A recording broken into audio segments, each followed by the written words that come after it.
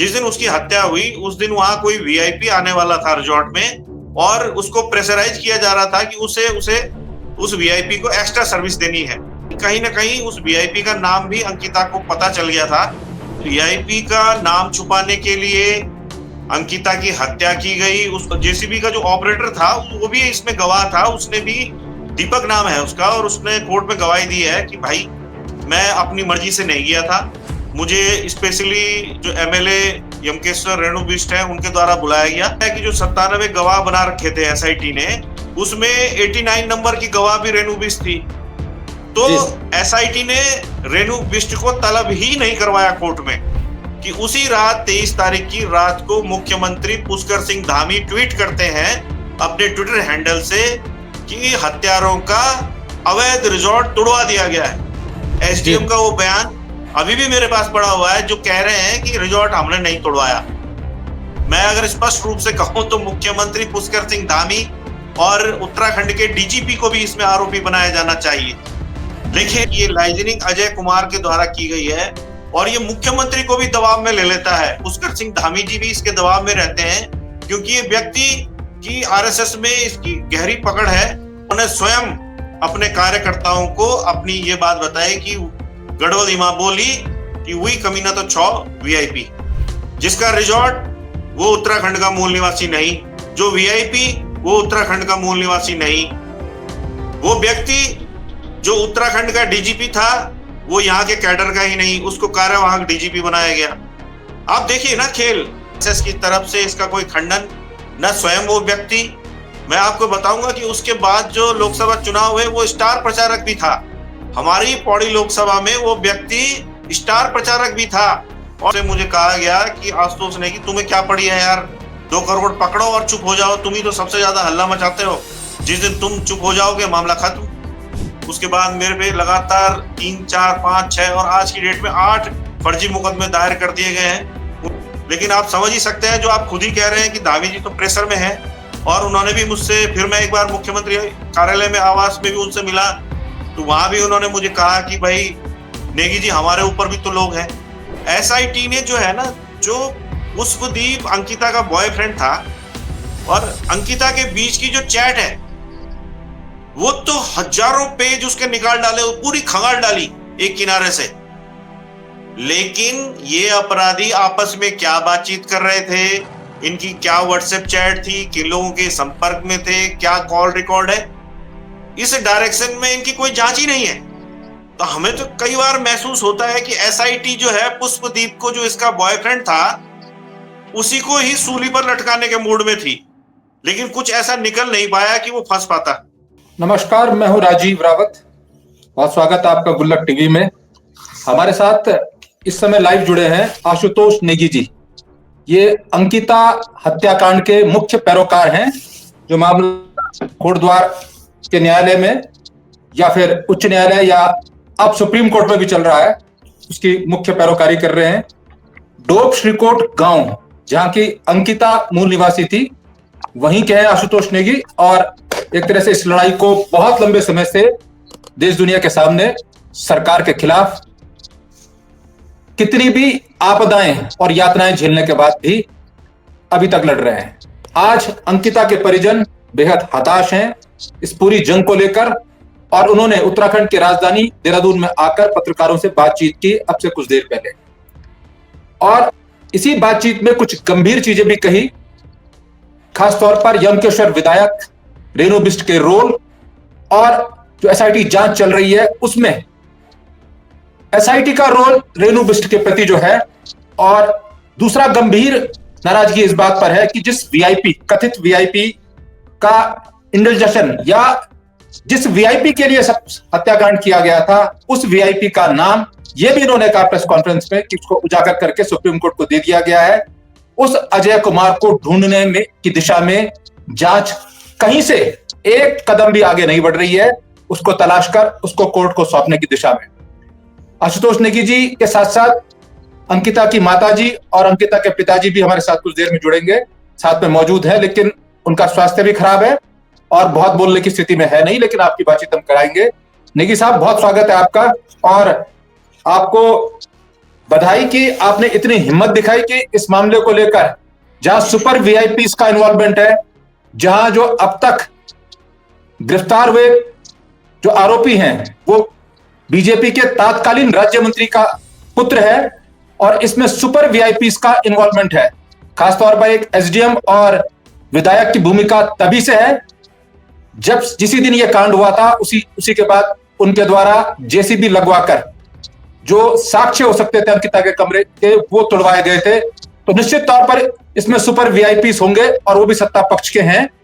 तो और उन्हीं का बेटा पूर्व राज्य मंत्री का एक गिरफ्तार है। ऐसे में आप इस लड़ाई को लड़ रहे हैं, क्या आसान है ये लड़ाई? राजीव भाई, बहुत बहुत धन्यवाद। आपने इस विषय की गंभीरता को शुरू से ही समझा है, इसलिए आपको पूरा नॉलेज भी है कि इसमें क्या क्या अब तक हुआ है।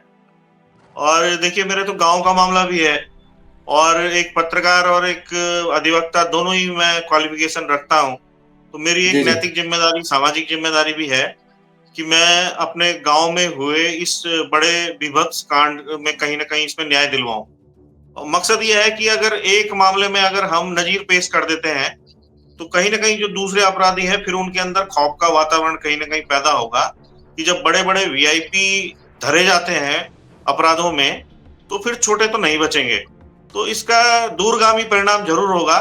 और कहीं ना कहीं मुझे लगता है कि अगर हमने इस लड़ाई को जिंदा रखा हुआ है तो इसका भी समाज को कहीं ना कहीं लाभ मिल रहा है। कहीं ना कहीं जो अपराधी हैं उनके हौसले जो है जरूर कुंद हो रहे हैं। और लेकिन अभी थोड़ी सी चिंता का विषय ये है कि अभी जो कोटद्वार कोर्ट में मुकदमा चल रहा है तो वहां पे जो एसआईटी थी, एसआईटी ने इस मुकदमे की जांच करी और जांच करके उसने 97 गवाह बना के एक चार्जशीट बना के कोटद्वार कोर्ट में मुकदमे के लिए पेश कर दिया। अब उन 97 गवाहों में से 47 गवाहों की गवाही हो गई है।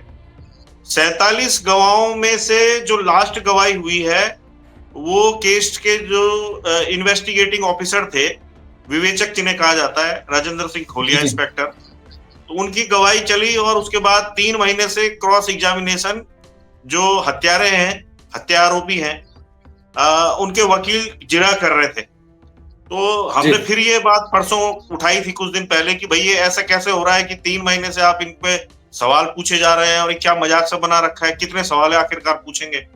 तो उसके बाद मुझे लगता है कि कहीं ना कहीं कोर्ट ने उसका संज्ञान लिया और जो परसों 6 तारीख है, 6 दिसंबर, उस दिन से अब जो है जो हत्या आरोपी हैं इनके 313 के बयान दर्ज होंगे। यानी कि जो गवाही चल रही थी वो सब खत्म कर दी गई है कि सफिशिएंट गवाही हो गई है, जिरा के लिए भी पर्याप्त समय दे दिया गया है और जो अब हत्या आरोपी हैं वो अपनी बात रखें।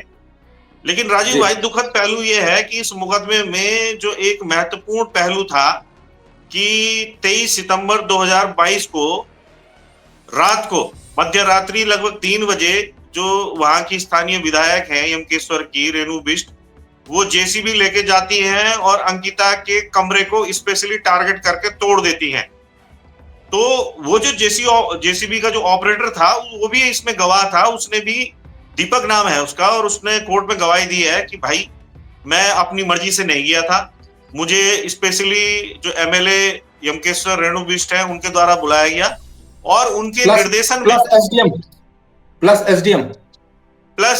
एसडीएम उनके निर्देशन में मुझे बोला गया कि इसको तोड़ो, तो मैंने तोड़ दिया। अब राजीव भाई देखिए, जो आईपीसी की धारा 201 होती है, जो साक्ष्य मिटाने की धारा है, उसकी एक तरह से आरोपी सीधे सीधे हैं रेणु बिष्ट। इस गवाही पढ़ने के बाद तो वो अब मतलब कटघरे में पूरी तरीके से हैं कानूनी तौर पे अगर आप देखें।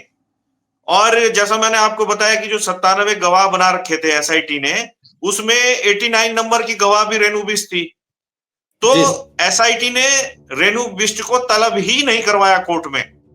और जब इस दीपक ने, जो जेसीबी ऑपरेटर है, इसने बयान दे दिए, उसके बावजूद जो कोटद्वार न्यायालय है वहां पर इनको जो है साक्ष्य मिटाने यानी कि धारा 201 का आरोपी नहीं बनाया गया।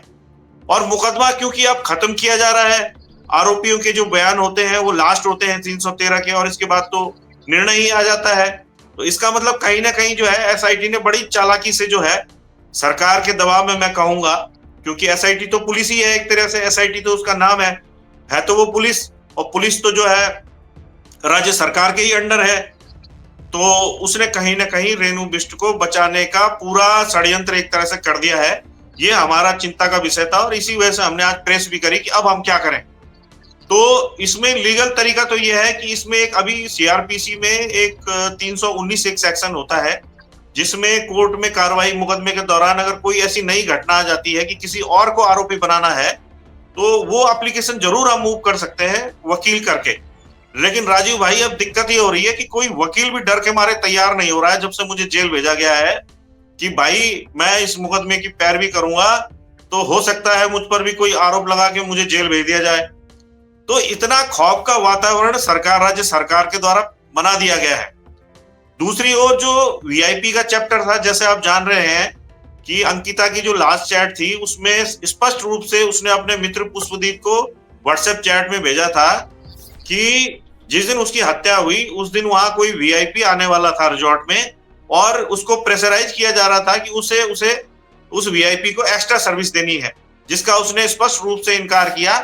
और हमें यह अंदेशा है कि कहीं ना कहीं उस वीआईपी का नाम भी अंकिता को पता चल गया था, जिसके बाद सोमवार को दिन भर पुलकित आर्य ने उसको कमरे में हॉस्टेज बना के रखा, एक तरह से उसका मतलब कैद करके रखा, और न जाने उस कमरे में उसके साथ क्या हुआ ये तो ईश्वर ही जानता होगा। और शाम दिन भर वो एक दो बार बाहर निकली, जो गवाही कोर्ट में आई है उसमें बयान जो आए हैं उन्होंने कहा है कि वो 2-3 बार कमरे से बाहर निकली, लेकिन पुलकित आर्य उसका मुंह दबा के फिर अंदर ले गया। और शाम को जो उसकी लास्ट कॉल है जिसमें वो कह रही है रोती हुए कि मेरा बैग जो है सड़क तक छोड़ दो, मैं यहाँ से भागना चाहती हूँ, वो उसकी अंतिम जो है एक कॉल है, जिससे स्पष्ट है कि उस दिन भर उसका टॉर्चर किया गया। 18 तारीख को जिस दिन उसकी हत्या हुई, 18 सितंबर 2022 की मैं बात कर रहा हूँ। तो निश्चित रूप से उस वीआईपी का नाम छुपाने के लिए अंकिता की हत्या की गई, उसको शाम को फिर बहला फुसला कर, क्योंकि 18-19 साल की बहुत समझदार वो बच्ची नहीं थी, उसने वहां हल्ला मचाया कि मैं जैसे यहां से निकलूंगी आप लोगों को एक्सपोज करूंगी कि आप किस तरह से यहाँ पे उल्टे सुलटे काम करते हो, और मैं इस बात का खुलासा करूंगी, आपको एक्सपोज करूंगी, जिससे कि ये तीनों के तीनों डर गए। और संभवतः जो वो वीआईपी जिसको की एक्स्ट्रा सर्विस देने के लिए उसको प्रेशर बनाया जा रहा था, उसका नाम भी कहीं ना कहीं खुल चुका था, जो हमें लगता है अंकिता के सामने। तो हमें पूरा अंदेशा है कि वीआईपी के इशारे पर इन तीनों को कहा गया कि तुम इसको निपटा दो, बाकी हम देख लेंगे। और ये शाम को उसको बहला फुसला के ले गए और इन्होंने उसे चीला बैराज में धक्का देके उसको मार डाला। उसके बाद भी इनका षड्यंत्र वहां थमा नहीं। इसके बाद ये रात को रिजॉर्ट में आते हैं और पूरी नौटंकी ड्रामा करते हैं। उसके कमरे में खाना जो है स्वयं परोस के आते हैं, जो वेटर जा रहा था उसे रोकते हैं, स्वयं ही जाते हैं कि हम खाना दे के आ रहे हैं, जबकि वो तो कमरे में थे नहीं। उसके बाद अगला षड्यंत्र क्या करते हैं, सुबह जाके ये पटवारी चौकी में फर्जी एक कंप्लेंट लिखा के आते हैं कि हमारी रिसेप्शनिस्ट गायब है। तो ये पूरा जो है ना एक षड्यंत्र बना के और इस हत्या को आत्महत्या का रूप देके ये मामले को खत्म करना चाहते थे। लेकिन जो व्हाट्सएप चैट अंकिता और पुष्पदीप के बीच में थी, जिसमें वीआईपी का नाम आया, उससे कहीं ना कहीं ये केस खुला। और उसके बाद जिस तरह से सोशल मीडिया में इस बात को लेकर बहुत ज्यादा आक्रोश जनता में रहा, लोग सड़कों पे उतरे, तो कहीं ना कहीं मजबूरी में इन तीनों की तो गिरफ्तारी हो गई। लेकिन सरकार ने जो उसका मकसद था वीआईपी को बचाने का और एमएलए को बचाने का, उसमें कहीं ना कहीं कामयाब होती हुई दिख रही है। और यही हमारी चिंता है, और इसी वजह से हमने आज प्रेस भी की है कि कहीं ना कहीं जनता एक बार फिर से आंदोलित हो और इस बात को कम से कम सोशल मीडिया में इस बात को उठाया जाए कि ये जो हो रहा है ये बहुत सही नहीं हो रहा है। हत्या आरोपी अपराधी हैं, और चाहे रेणु बिष्ट एमएलए ही हैं, लेकिन साक्ष्य मिटाने की अपराधी तो वो भी हैं, आरोपी तो वो भी हैं, उन पर भी मुकदमा चलना चाहिए। तो ये हमारा मकसद है कि अपराधी कोई भी हो, कितना भी बड़ा हो, अपराधी अपराधी होता है, उसका कोई दल नहीं होता, वो समाज का अपराधी होता है, और उसकी जगह जो है जेल की सलाखों के पीछे होती है। और इसी दिशा में हम लोग अभी भी प्रयास कर रहे हैं कि कहीं ना कहीं वीआईपी जो है वो एक्सपोज हो, और रेणु बिष्ट के खिलाफ भी कहीं ना कहीं जो साक्ष्य मिटाने का मुकदमा है वो कोटद्वार कोर्ट में चले। यहां तक कि जब एसआईटी ने ये कह दिया कि साहब इस केस में तो कोई वीआईपी है ही नहीं, राजीव भाई पूरा जो इन्होंने जांच की, ये कह रहे हैं कि कोई वीआईपी नहीं है साहब। लेकिन उसके जी, जी। बाद स्वयं हम लोगों ने पड़ताल करके जिस व्यक्ति का नाम निकाला, जिस व्यक्ति के बारे में यमकेश्वर से फोन कॉल आई, लोगों ने घर में जाके अंकिता के परिजनों को बताया कि ये व्यक्ति अजय कुमार, जो कि इनका संगठन मंत्री है भाजपा का, ये लगातार उस रिजॉर्ट में आता था। इसके बहुत बढ़िया संबंध पुलकित आर्य के साथ और उसके पिता के साथ और रेणु बिष्ट के साथ थे, तीनों लोगों के साथ थे। ये अक्सर वहां मीटिंग करते थे और ये कहा कि यही वीआईपी है। तो हमने सिर्फ इतना कहा कि इस व्यक्ति की जांच कर लीजिए, ये व्यक्ति क्या इनके साथ, इसकी जो कॉल रिकॉर्ड है अगर वो खंगाल ली जाए, इसकी व्हाट्सएप चैट खंगाल ली जाए, इसकी लोकेशन खंगाल ली जाए, तो ये पता चल जाएगा कि ये व्यक्ति अपराधियों के संपर्क में था कि नहीं। लेकिन सरकार ने ऐसा कुछ नहीं किया। और आप देख रहे होंगे कि जनवरी के महीने में हमने प्रेस करके स्पेशली ये कहा था, उसके बाद मेरे पे लगातार 3, 4, 5, 6 और आज की डेट में 8 फर्जी मुकदमे दायर कर दिए गए हैं। उनको मैं जगह जगह भिन्न भिन्न कोर्टों में, गोपेश्वर से लेके, कोटद्वार से लेके, पौड़ी से लेके, देहरादून से लेके, जगह जगह उन केसों को भी झेल रहा हूँ। वो सिर्फ इसलिए किया गया कि कहीं ना कहीं आशुतोष नेगी की बोलती बंद कर दो। और उसके बाद इस मुकदमे में तो कोई ज्यादा पैरवी कर भी नहीं रहा है और परिवार कमजोर है आर्थिक रूप से भी और बहुत ज्यादा पढ़े लिखे भी नहीं है और बीमार भी हैं, तो केस वैसे ही खत्म हो जाएगा।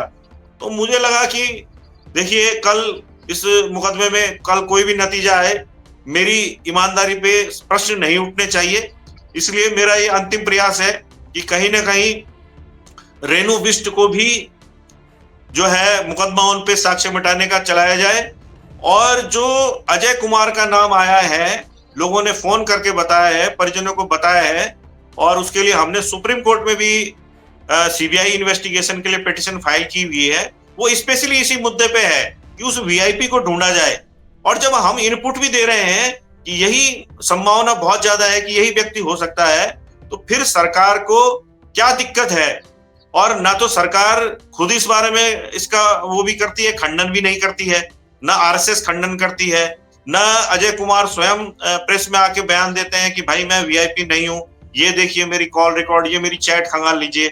तो ऐसा नहीं होता है। तो हम इसको मानते हैं कि मौन जो होता है वो कहीं ना कहीं स्वीकृति होता है और सरकार अभी भी अपने उस वीआईपी को बचाने के लिए पूरा प्रयास कर रही है। और सुप्रीम कोर्ट में भी राजीव भाई, मैं लगातार वहां दिल्ली जाता हूं, बार बार एडजॉर्नमेंट ले लिए जाते हैं। 6 तारीख को परसों फिर डेट है वहां पे, और मुझे डर है कि फिर से राज्य सरकार के जो वकील हैं फिर कोई नया बहाना बना के, बीमारी का बहाना बना के फिर एडजॉर्नमेंट ना ले ले और वीआईपी के जो सवाल है उसको फिर से एक बार दबा दें। तो हमें लगा कि इसको बात को पब्लिक डोमेन में लाना पड़ेगा, लोगों का प्रेशर बनाना पड़ेगा, तभी जाके जो है इस मुकदमे में संपूर्ण न्याय अंकिता को मिल पाएगा। अच्छा, अब एक एक करके थोड़ा समझने की कोशिश करते हैं। अभी जो आपने कहा कि बचाया जा रहा है रेणु बिष्ट विधायक यमकेश्वर को, क्योंकि उनका रोल रहा है, और आप लोग जो बता रहे हैं कि देर रात को उस कमरे को तोड़वाना जहां जो अंकिता का रूम था, जहां से होस्टेज बनाया गया था, यहां जहां उसके संभावित डॉक्यूमेंट्स या कोई लिखित चिट्ठी पत्री या सबूत हो सकते थे। अब रेणु बिष्ट को बचाया जा रहा है, एक तो ये हुआ।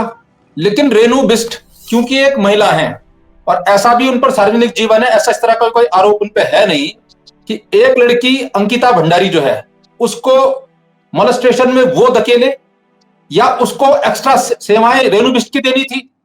अगर रेणु बिष्ट को उसने सेवाएं नहीं देनी थी और वो सेवा किसी और को देनी थी जिसके लिए प्रेशर बनाया जा रहा है, तो रेणु बिष्ट न सिर्फ सबूत बिठाने के लिए, बल्कि किसके आदेश पर रेणु बिष्ट वहां पहुंची थी, किसके कहने पर रेणु बिष्ट ये काम कर रही थी? क्योंकि विधायक का काम तो है नहीं किसी होटल को तोड़वाना, किसी होटल की बिल्डिंगों को तोड़वाना, उसका काम था पब्लिक के साथ। तो रेणु बिष्ट जिसके लिए कर रही थी या जिसके इशारे पर, जिसके आदेश पर आई थी, उस कल्प्रिट को भी तो बाहर होना चाहिए। क्योंकि रेणु बिष्ट अकेले नहीं, बल्कि एक बड़े समूह को जो एक विधायक की हैसियत से ऊपर हो, जिसको बचाने के लिए आधी रात को रेणु बिष्ट अपने घर से आती है, खड़े होकर उतरवाती है एसडीएम के साथ मिलकर या प्रशासन के किसी व्यक्ति के साथ मिलकर। जेसीबी ड्राइवर को कहा जाता है कि तोड़ दो, तो उस व्यक्ति को भी बचाना है।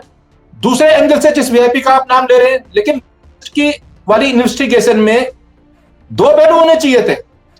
आप कह रहे पहला पहलू भी नहीं आया। एक तो रेणु बिष्ट ने क्यों सबूत को मिटाया, दूसरा रेणु बिष्ट ने किसको बचाया और किसके आदेश पे वहां आई।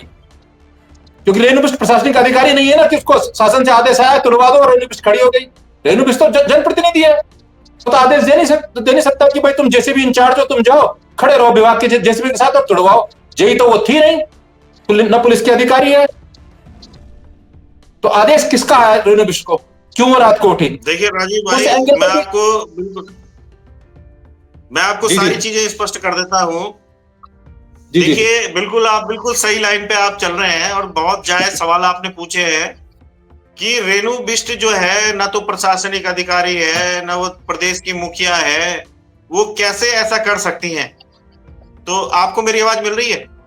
जी जी जी मिल रही है।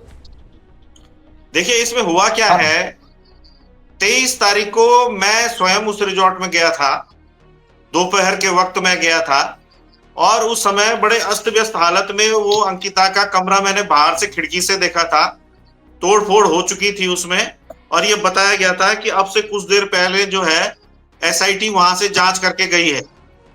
अब जो एसआईटी की जांच रिपोर्ट आई है बाद में, उसमें कुछ नहीं पाया है। एसआईटी की जो जांच रिपोर्ट, एसआईटी ने उस कमरे को खंगाला है, उसमें जो फॉरेंसिक जांच रिपोर्ट है उसमें वो कहते हैं कि साहब उस कमरे में हमें कुछ नहीं मिला। क्या राजीव भाई ऐसा संभव है कि आप उस कमरे में गए, आपको फिंगर नहीं मिले? रात को उस कमरे में प्लेट रखी गई, उस प्लेट पे किसी के फिंगरप्रिंट नहीं थे, अंकिता का एक बाल तक आप ढूंढ के नहीं लाए, क्या ये संभव है? पहला सवाल हमारा ये है। तो हमारा ये कहना है कि जो एसआईटी ने फॉरेंसिक जांच की वो जो है बायस्ड थी, और ये डर था कि जिस तरह से पब्लिक प्रेशर बन रहा था, कि जिस तरह से सीबीआई जांच की मांग हो रही थी, तो ये बात तय थी कि दोबारा भी उस क्राइम सीन का इन्वेस्टिगेशन हो सकता है, और उसको खत्म करने का, एसआईटी को बचाने का, पुलिस को बचाने का एक ही तरीका था कि क्राइम सीन को ही नष्ट कर दो। तो हमें तो प्रबल संभावना लगती है कि पुलिस के द्वारा या पुलिस के मुखिया के द्वारा ये मुख्यमंत्री से बात की गई होगी कि भाई हमने तो अपना काम कर लिया, लेकिन अब जो है आगे स्थितियां खराब हो सकती है, अब इसे तोड़ने में ही बेहतरी है। और मैं आपको देखिए बहुत सॉलिड एक चीज बता रहा हूं कि उसी रात 23 तारीख की रात को मुख्यमंत्री पुष्कर सिंह धामी ट्वीट करते हैं अपने ट्विटर हैंडल से कि हत्यारों का अवैध रिजॉर्ट तोड़वा दिया गया है। ये पुष्कर सिंह धामी का ट्वीट है, और सुबह उत्तराखंड पुलिस रीट्वीट करती है कि हत्यारों का रिजॉर्ट मुख्यमंत्री जी ने तोड़वा दिया है, उनका बहुत बहुत आभार। तो आप अब समझ सकते हैं कि मतलब यह है कि मुख्यमंत्री को भी आदेश में होंगे कि भाई फटाफट करवाओ। आखिर जहां सबूत है और जो रिजॉर्ट अवैध बहुत लंबे समय से चल रहा है, जिसका लैंड यूज चेंज हुआ नहीं हुआ, किस नाम पे लैंड वो दी गई थी, और चलाने वाला उन्हीं मुख्यमंत्री जी का राज्य मंत्री, वो उस समय राज्य मंत्री था उसी सरकार में, मतलब वो सरकार था, तो मुख्यमंत्री को हो सकता है। राजीव भाई दोबारा क्या ऑडियो नहीं सुन पाया मैं आपका। यदि मुख्यमंत्री को भी आनन फानन में कहना पड़ा सुबह या ट्वीट करना पड़ा कि हमने उस अवैध रिजॉर्ट को तोड़वा दिया, तो उस रात को उन्हें पता चल गया कि वो रात अवैध है, और उसी व्यक्ति को उन्होंने राज्य मंत्री बना रखा था जो उस रिजॉर्ट का मालिक था, पुलकित आर्य के पिता को। तो वो सरकार का अंग था, वो उत्तराखंड सरकार था उसका पिता, और उसी रात उन्हें मालूम चला अवैध है, उसी रात उन्होंने तोड़वा दिया, ट्वीट भी कर दिया। मतलब मुख्यमंत्री को भी आनन फानन में कार्रवाई करवाने के आदेश आए कहीं से? बिल्कुल, तो ये भी समझना है। और ट्वीट करने के, आखिर मुख्यमंत्री ट्वीट कर रहा है बगैर इस बात की जांच के, अवैध कम से कम सुबह कागज मांगते ना, अगर अवैध था, पुलकित आर्य के पिता से कागजात मांगते, अवैध तोड़ देने दिया। जी राजीव भाई, उसके बाद अगर आप दूसरे दिन, क्योंकि वो जो है पौड़ी डिस्ट्रिक्ट के अधीन वो इलाका था, और जो वहां के एसडीएम थे और जो वहां के डीएम थे, उनसे जब पत्रकार मित्रों ने सवाल पूछे कि आपने रिजॉर्ट कैसे तोड़वाया, आपको किसके डायरेक्शन थे, तो उन्होंने कहा कि हमें किसी के डायरेक्शन नहीं थे और हमने रिजॉर्ट नहीं तोड़वाया। समझ रहे हैं आप बात? तो ये हाई हैंडेडनेस जो थी, वो प्रशासन को भी कॉन्फिडेंस में नहीं लिया गया। जो पौड़ी के जिलाधिकारी थे, उनके स्पष्ट बयान, रिकॉर्डेड बयान, अभी भी उनका वीडियो मेरे पास पड़ा हुआ है, एसडीएम का वो बयान अभी भी मेरे पास पड़ा हुआ है जो कह रहे हैं कि रिजॉर्ट हमने नहीं तोड़वाया। तो आप समझ सकते हैं कि ये खेल रातों रात यहीं देहरादून में बैठ के हुआ और मुख्यमंत्री कार्यालय से सारे फटाफट सारी चीजें तय हुई। पुलिस मुख्यालय से और मुख्यमंत्री के बीच में जो वार्तालाप हुआ उसका जो आउटकम है वो कहीं ना कहीं 3:30 बजे रात जाके स्थानीय विधायक ने उस रिजॉर्ट को तोड़ दिया। अब आप समझ सकते हैं कि हाई हैंडेडनेस मुख्यमंत्री और उत्तराखंड पुलिस के आला कमान स्तर से थी। तो आरोपी तो देखिए इसमें और ऊपर तक है। मतलब मैं अगर स्पष्ट रूप से कहूं तो मुख्यमंत्री पुष्कर सिंह धामी और उत्तराखंड के डीजीपी को भी इसमें आरोपी बनाया जाना चाहिए। लेकिन देखिए करेगा जांच कौन? जांच तो एसआईटी पुलिस की कर रही है। कायदे से तो आप आरोपी नहीं बनाना चाहिए, बल्कि ये भी पूछना चाहिए कि रातों रात तुम्हें किसके निर्देश में, तुम ये सब किसके लिए कर रहे थे?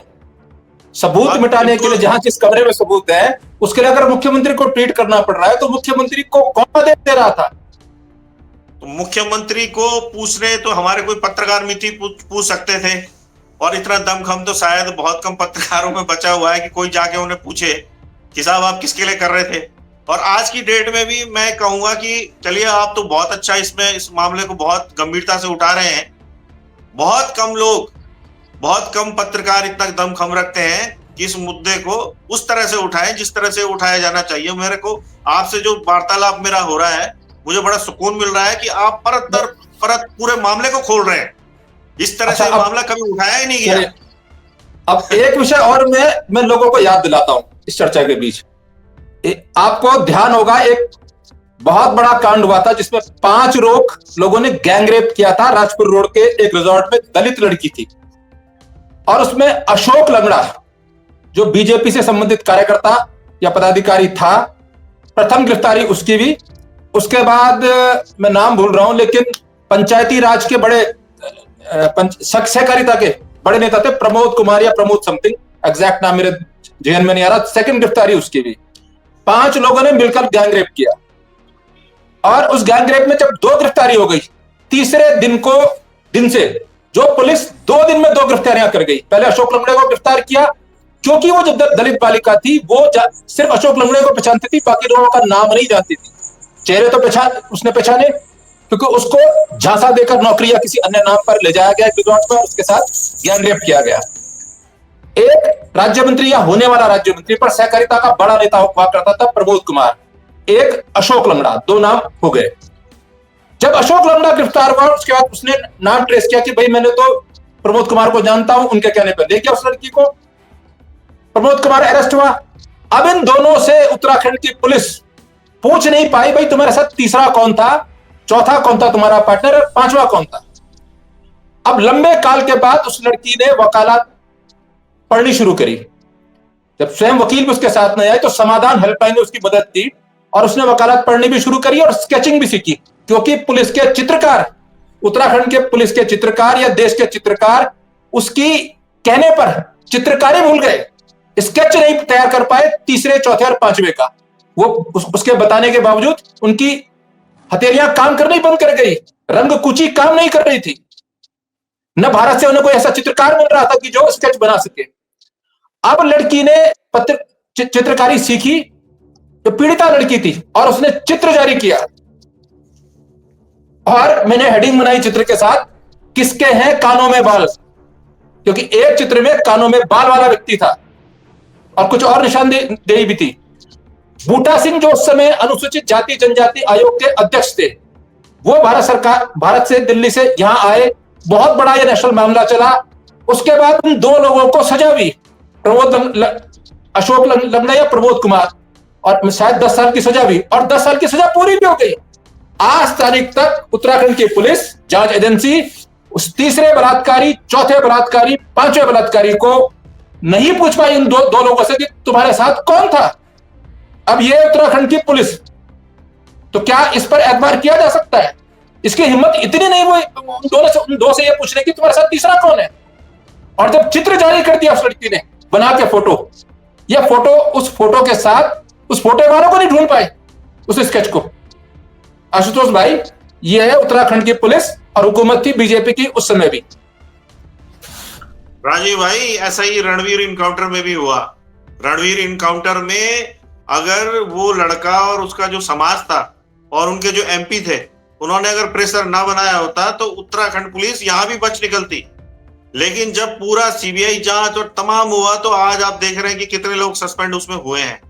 तो दुख की बात यह है कि आशुतोष नेगी जैसा व्यक्ति जो एक सामान्य सा पत्रकार है, एक अधिवक्ता है, हमारे जो राजनेता हैं वो कहीं कमजोर मुझे बहुत नजर आते हैं कि ऐसे मुद्दे को, बेटी के मुद्दे पर जिस तरह से उन्हें सशक्त रूप से जो है विधानसभा में वहां पे आवाज उठानी चाहिए थी, वैसी आवाज नहीं उठी। यही कारण है कि आज आप पा रहे हैं कि मैं अकेला दर बदर ठोकरें खा रहा हूं, मुकदमे झेल रहा हूं। तो कहीं ना कहीं मैं समझता हूं जो आप पर आते हैं एक महत्वपूर्ण पहलू और है।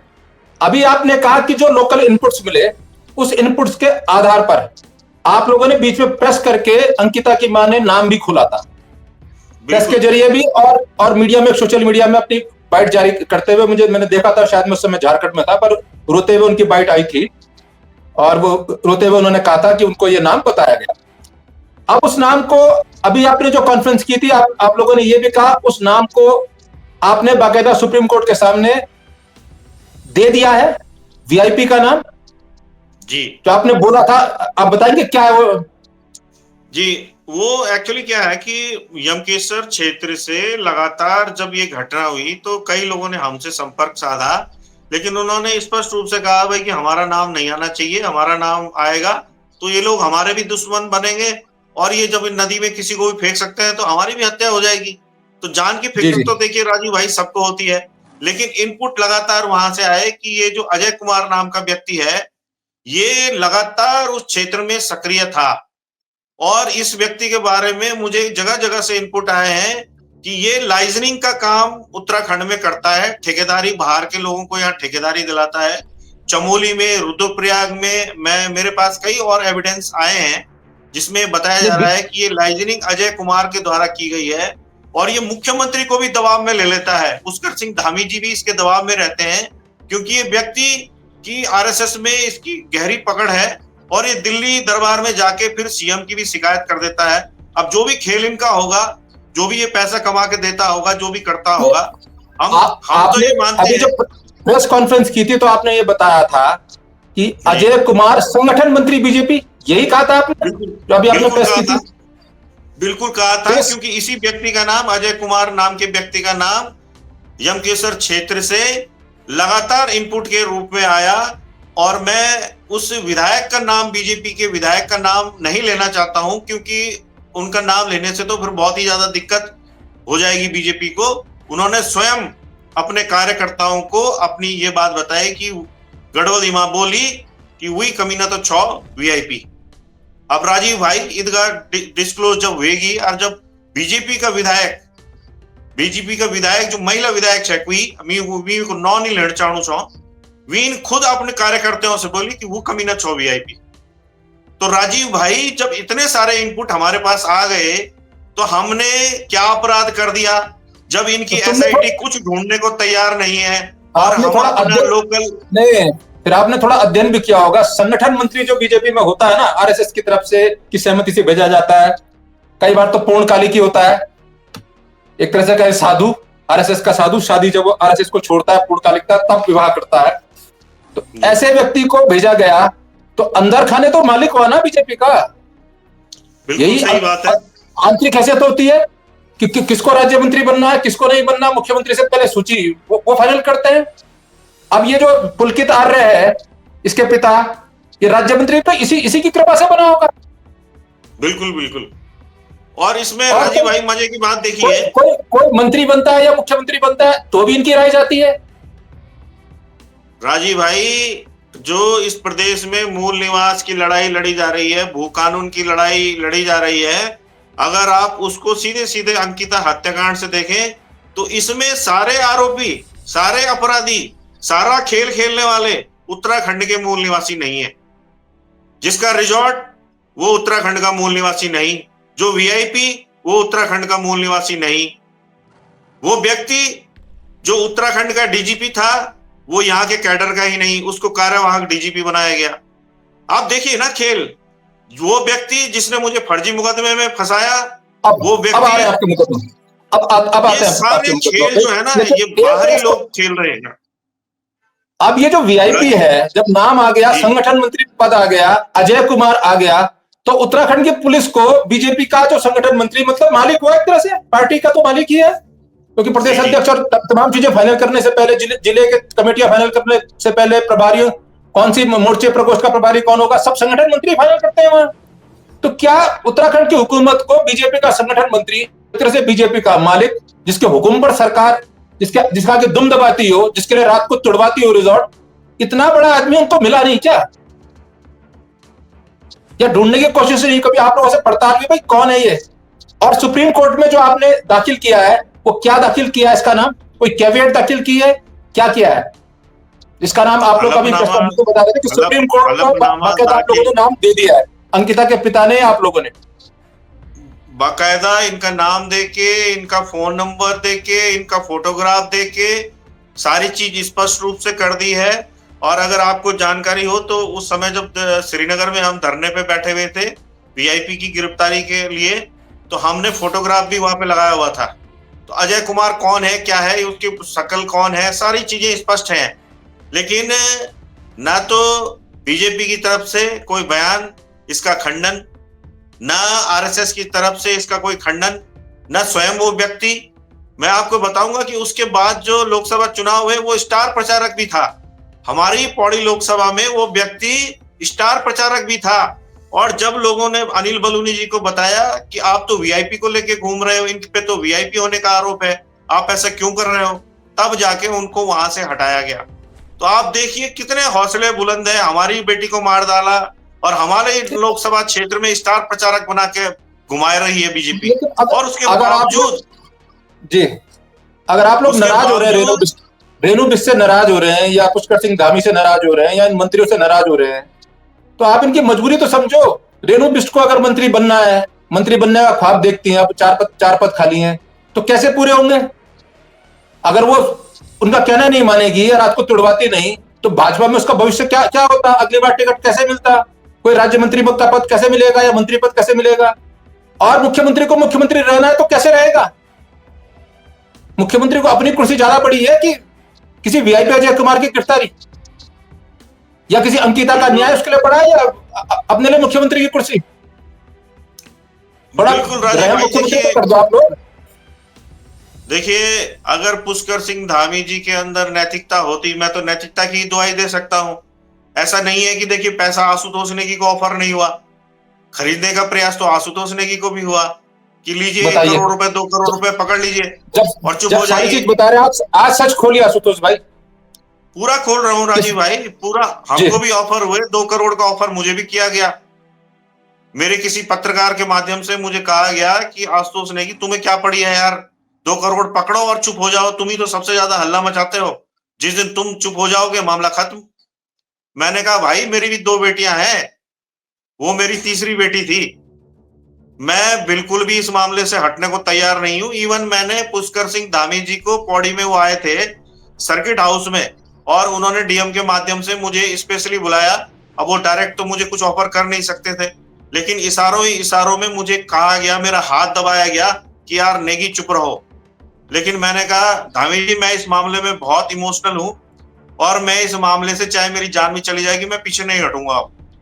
क्योंकि अगर मैं आज पीछे हटा तो उत्तराखंड की जो पहाड़ की जनता है वो मेरे को कभी माफ नहीं करेगी। मरने के बाद भी मेरा जो चरित्र है ना, वो बोला जाएगा कि एक व्यक्ति आशुतोष नेगी था जो पहले तो जिसने बहुत हल्ला मचाया और बाद में पता नहीं क्या ले दे के वो चुप हो गया। तो राजीव भाई मैंने स्पष्ट इनकार किया कि धामी जी आप उस वीआईपी को एक्सपोज कर दीजिए, जो रेणु बिस्ट है उनके खिलाफ कार्रवाई सुनिश्चित कर दीजिए। आपसे हमारी कोई दुश्मनी नहीं है, आप अपना काम करिए। हमारा सिर्फ इतना है कि हमारी बेटी को न्याय चाहिए, उसको न्याय दिलवा दीजिए। लेकिन आप समझ ही सकते हैं, जो आप खुद ही कह रहे हैं कि धामी जी तो प्रेशर में है, और उन्होंने भी मुझसे, फिर मैं एक बार मुख्यमंत्री कार्यालय में आवास में भी उनसे मिला, तो वहां भी उन्होंने मुझे कहा कि भाई नेगी जी हमारे ऊपर भी तो लोग हैं। तो मैं इशारे तो समझ ही रहा हूं सारे कि धामी जी के ऊपर भी लोग हैं और वो दिल्ली से कहीं ना कहीं प्रेशर है। लेकिन हमें उस मतलब प्रेशर से कुछ लेना मतलब देना क्या नहीं है कि ये मुख्यमंत्री बनेंगे और मंत्री बनेंगे इसलिए कि उत्तराखंड की बेटियों से एक्स्ट्रा सेवाएं दिलवाई जाए अपने अपने बिल्कुल अपने से हमारा, ऊपर वाले नेताओं को जो उन्हें मंत्री मुख्यमंत्री बनाते हैं। उत्तराखंड की लड़कियां इसलिए हो गई कि बेटियां। बिल्कुल राजीव भाई, यही सवाल है कि हमारे लिए कोई, हमारे बीच में कोई मुख्यमंत्री आए, प्रधानमंत्री आए, गृह मंत्री आए, हमको बेटी को न्याय दिलवाना है और हम दिलवा के रहेंगे। अभी हम कोर्ट की लड़ाई लड़ रहे हैं राजीव भाई। मैं स्पष्ट रूप से आपको बता दूं कि इस मामले में हमारे पहाड़ के युवा इतने ज्यादा आक्रोशित है कि अगर इस मुकदमे में सही अच्छा, परिणाम नहीं आया तो फिर आप आगे इसके कुछ बाद और भी हो आते सकता आते है। आते आते एक विषय छूट गया। अब जिस पत्रकार ने आपको संपर्क किया 2 करोड़ ले लो और मौन हो जाओ। अब उस पत्रकार का तो जाहिर है आप नाम नहीं खोलना चाहेंगे, अब लेकिन उस पर भी आपने उससे संकट आ पूछा। जाएगा राजीव भाई। हाँ, लेकिन आपने उससे पूछा भाई ये 2 करोड़ की बात कर रहा तो पत्रकार। अब हम जैसे लोगों की इतने साल से पत्रकारिता हो गई, हमारे पास क्या पैसा होगा? ये 2 करोड़ देगा कहां से? या इसको जो इसको दिलवा रहा है इससे उसका नाम पूछा? कौन इसको ऑफर दे रहा है कि आशुतोष नेगी से जाके बात करो और 2 करोड़ का सौदा ये आपके साथ लेकर आ रहा है? किसके कहने पर ला रहा है? कौन वो 2 करोड़ का दलाल था जो सरकार के लिए या उस वीआईपी के लिए उस पत्रकार से मिलकर प्रस्ताव दिलवा रहा था? क्योंकि जो प्रस्ताव उस पत्रकार को दे रहा था उसको भी बहुत बड़ी कीमत मिलनी थी और उस पत्रकार को भी बहुत बड़ी दलाली मिलनी थी जो आपके साथ 2 करोड़ के का सौदा करा के आपको शांत करा देता। तो क्या आपने पूछा भाई तेरा देखिए वो कौन है जो? देखिए, वो तो इनके परिवार की तरफ से जो मुझे बताया गया, इनके परिवार की तरफ से ही वो था, पुलकित आर्य के परिवार की तरफ से था। ये जो मुझे बताया गया कि अच्छा, उनकी तरफ से ही ऐसा कहा जा रहा है, जो मुझे बताया गया। अब मैं ये नहीं कह सकती उसमें कितनी सच्चाई थी, लेकिन मुझे तो यही बताया गया कि पुलकित आर्य के पिता की तरफ से या उनके परिवार की तरफ से ये ऑफर था कि मामले को खत्म करो, ये बात थी। लेकिन राजीव भाई, आप हमारा ये कहना है कि ये जी, ऑफर, ये सारी चीजें, ये तो देखिए, ये आती अच्छा रहेंगी, अच्छा जाती इसमें रहेंगी। ऐड कर लेते हैं। अब 2 करोड़ पुलकित आर्य का परिवार देगा, तो बड़ी विषम चीज है। उसके पिता या जो भी देंगे आपको ताकि आप शांत हो जाए। आपके शांत होने के बाद भी पुलकित आर्य और उसके 2 साथियों को सजा होनी ही होनी, क्योंकि वो तो क्लियर हो गया और उसको तो मुख्य हत्यारा मान लिया गया है। हत्यारोपी आज कह लीजिए, इसको बाद में, क्योंकि सारी गवाहियां हो गई है, उसने भी संभवतः स्वीकार कर लिया है। पुलिस की वर्जन में भी वही है। तो पुलकित आर्य की बलि देकर 2 करोड़ भी देगा, पुलकित आर्य की बलि भी देगा, पुलकित आर्य को सजा भी होगी, उसके साथियों को सजा भी होगी, और तब भी 2 करोड़ अपने अपने घर से देकर उस वीआईपी को बचाएगा। आपको तो शांत उस वीआईपी के लिए कराया जा रहा है, क्योंकि आज आप शांत भी हो जाए तो भी पुलकित आर्य +2 ये तो क्लियर हो गए। अब ऐसा संभव है कि कोई पिता अपने पुत्र को सजा होने के लिए, होने देने के लिए आपको 2 करोड़ दे? देखिए राजीव भाई, आपको इसके बाद में कहानी सुनाता हूँ कि आगे क्या क्या हुआ। इसके जी, बाद जब सुनाइए। कोटद्वार केस में केस शुरू हुआ तो वहां पे जो एडवोकेट बनाए गए, तो वो कहीं ना कहीं मैनेज थे और उन्होंने गवाही में ही गड़बड़ करनी शुरू कर दी थी। जितेंद्र रावत उनका नाम था। उनके जी, खिलाफ भी हम धरने पे बैठे और हमने उनको चेंज कराया, और अब अवनीश नेगी जी, जिनकी एक ईमानदार छवि थी, उनको हम वकील लाए। अगर वही वकील रहते तो वो कहानी तो आप समझ ही रहे ना कि कोर्ट में क्या होता है। जो गवाही सॉलिड हमने पढ़वाई है पिछले 2 साल में, वो हमारा संघर्ष तो हमारी आत्मा ही जानती है, या अंकिता के माँ बाप ही जानते हैं, जो हम डोप सिरकोट से रोज वहां चक्कर लगाते थे कोटद्वार के, और जाते थे, देखते थे कि गवाही में कुछ गड़बड़ तो नहीं हो रहा है।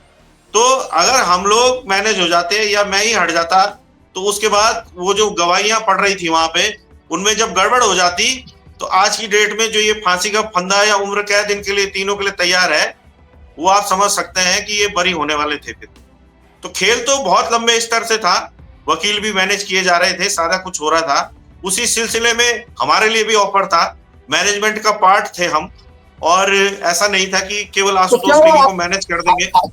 आपको 2 करोड़ भी देते, हो सकता है लोकसभा का टिकट भी दे देते, आप आज सांसद भी होते, हो सकता है भारत सरकार में आपको मंत्री बना देते, क्योंकि इतने बड़े मामले पे बचने के लिए अगर आपको मंत्री बनाते, या हो सकता है उत्तराखंड में आपको मंत्री बना देते। 2 करोड़ का 5 करोड़ दे देते, तो देखिए, आपने सोचा नहीं एक बार कि ले लो 5-7 यार करोड़ रुपए? राजीव भाई, इस तरह का कभी मेरे दिमाग में आया नहीं कि ऐसा मैं करूं, क्योंकि मेरे को जो संस्कार अपने माता पिता से मिले हैं, अगर आप हमारी फैमिली के बारे में पता करेंगे कि मेरे फादर जो स्वर्गीय ज्ञान सिंह नेगी जो प्रोफेसर थे गढ़वाल विश्वविद्यालय में, वो किस तरह जी, के गांधीवादी व्यक्ति थे, और कुछ न कुछ संस्कार हमें भी मिले हैं। ऐसा नहीं है कि पैसा हमें नहीं चाहिए, हमारे भी बच्चे हैं, हमारा भी परिवार है। लेकिन मैंने ये सुना कि आपको दंड बहुत मिले, आपकी पत्नी का ट्रांसफर कर दिया गया आपको परेशान करने के लिए, क्या वो मामला है? बिल्कुल, वो तभी का दौर है, जनवरी 2024 के आसपास का, कि जब ये हमने वीआईपी का नाम खोला तो उसके बाद सबसे पहले मेरे पे 5 जनवरी को एक फर्जी SC/ST का मुकदमा पौड़ी में किया गया, और 5 जनवरी को ही मेरी पत्नी का, जो देहरादून में यहाँ पे क्लेरिकल स्टाफ है, उसको पिथौरागढ़ फेंका गया और हवाला दिया गया कि वो लोकसभा चुनाव को प्रभावित कर सकती है मेरी पत्नी, और वो इकलौता ट्रांसफर था। और जब मैं हाई कोर्ट में उस जो ट्रांसफर ऑर्डर था उसे चैलेंज करने गया, तो माननीय जज साहब ने पूछा कि हो सकता है कि आशुतोष नेगी ने कोई अपशब्द बोले हों अनुसूचित जाति के व्यक्ति को, लेकिन ऐसा कैसे हो गया कि उसी दिन उनकी पत्नी को भी फेंक दिया वहां पिथौरागढ़। तो वो देखिए, वो तो सारा एक्सपोज, धामी सरकार हुई उस समय कि मुझ पर भी SC/ST का मुकदमा हुआ। मुकदमे के बाद जब मेरी गिरफ्तारी हुई तो मुझ पर एक और आरोप लगा दिया गया कि मैंने पुलिस वाले की वर्दी भी फाड़ दी। हालांकि मैंने उस पुलिस वाले को कहा है कि भाई, जब मैंने अगर तुम्हारी वर्दी फाड़ी होगी तो मैंने अपने हाथों का प्रयोग किया होगा और मेरे फिंगरप्रिंट्स तुम्हारी वर्दी पर आए होंगे, मुझे इतने हल्के में मत लेना, मैं इस मामले में तुम्हें छोड़ूंगा नहीं, और अपनी इस वर्दी को संभाल के रखना, इसको फॉरेंसिक जांच के लिए मैं भेजूंगा, अगर मेरे फिंगरप्रिंट नहीं मिले फिर तुम्हारा क्या होगा ये सोच लेना। तो राजीव भाई, लीगली मैं मजबूत हूं, मुझे परेशान जरूर किया जा रहा है, लेकिन मुझे पूरा विश्वास है कि जब मैंने कुछ किया ही नहीं है तो मैं इन सारे फर्जी मुकदमों से बाहर निकलूंगा। अच्छा, पत्नी को भी जब हाईकोर्ट ने, देखिए, बड़े पैमाने पर लोग आपको देख रहे हैं, संघर्ष भी कर रहे हैं, इस समय लाइव देख रहे हैं, अपनी टिप्पणियां भी कर रहे हैं। एक मुकदमा आप पर हुआ SC/ST का, दूसरा मुकदमा पुलिस ने किया कि आपने उसकी वर्दी फाड़ दी। अब आपके पे 8 मुकदमे आप कह रहे हैं जो चल रहे हैं इस समय। अब तीसरा मुकदमा राजीव भाई, एक चमोली में जो है, एक कॉलेज में किसी अध्यापक ने किसी बच्चे के साथ जो है वो अश्लील हरकतें कर रहा था, तो वो खबर हमारे पास आई, पुलिस वहां कोई कार्रवाई नहीं कर रही थी, तो हमने अपने मीडिया प्लेटफॉर्म, क्योंकि मैं बेसिकली तो पत्रकार ही हूँ, मैंने जागो उत्तराखंड का जो मीडिया प्लेटफॉर्म है उसमें उसे खबर को डाला, तो इन्होंने हम पे पोक्सो एक्ट लगा दिया कि आपने उन बच्चों की आइडेंटिटी डिस्क्लोज करी, जबकि हमने तो दूर से चलाया था, डिस्टॉर्टेड था, लेकिन फिर भी इन्होंने पोक्सो का हम पे मुकदमा कर दिया। उस व्यक्ति को, उस अध्यापक को तो पकड़ा नहीं, लेकिन हम पे एक पोक्सो का मुकदमा कर दिया, और उसमें भी शिकायत करने के लिए यही व्यक्ति जिसने SC/ST का मुकदमा किया हुआ है मेरे को, यही व्यक्ति पुलिस को शिकायत करता है। तो कहीं ना कहीं उस व्यक्ति को जो है इन्होंने एक प्यादा बनाया हुआ है। फिर उसके बाद कुछ दिन बाद वो व्यक्ति फिर पौड़ी थाने में जाता है और कहता है कि आशुतोष नेगी ने एक वीडियो में हमारे अनुसूचित जाति के समाज को उद्वेलित किया है, उनको भड़काया है कि राजा कोली को अपने समाज से बाहर कर दीजिए। तो एक मुकदमा वो हो गया, तो 4 ये हो गए। फिर उसके बाद अंकिता से पहले एक रिसेप्शनिस्ट थी, उसके भी बारे में, प्रियंका नाम था उसका, उसके बारे में ये हो रहा था कि भाई वो भी मिसिंग है। तो मैंने फेसबुक पे ये डाला था कि अगर प्रियंका इस पोस्ट को देख रही हो और सुरक्षित हो तो बता दें, अन्यथा इस मामले को भी हम देखते हैं। तो उनका थोड़ी देर बाद ही फोन आ गया था, तो मैंने वो पोस्ट हटा दी थी, मैंने लिखा था कि मैं इसको हटा दूंगा, लेकिन पुलिस ने जबरन उस मामले में भी, जबकि उस महिला को मुझसे कोई शिकायत नहीं है, इन्होंने उस मामले में भी देहरादून में एक मुकदमा कर दिया। इस तरह से होते करते लगभग 8 मुकदमे इन्होंने कर दिए हैं मुझ पर। तो राजीव भाई, ये तो दनादन मुकदमे किए जा रहे हैं, और चलिए देखते हैं कितने मुकदमे होते हैं। लेकिन एक मुकदमा मैं भी झेल रहा हूं, और मुकदमा क्या है, जब निर्भया गैंगरेप हुआ तो निर्भया गैंगरेप पर पत्रकारों ने, समाज ने, आम लोगों ने, सामाजिक संगठनों ने, सबने पूरे देश भर में आंदोलन किया, और उस दौर में एस पत्रकार, एस एंकर, एक दिन में 2-2 डिबेट, 3-3 डिबेट आती रहे, जाती रहे, सारी खबरें लाइव फटाफट, मुझे तो बगैर स्क्रिप्ट के भेज देते थे, जानकारी भी नहीं होती थी कौन बैठ रहा है।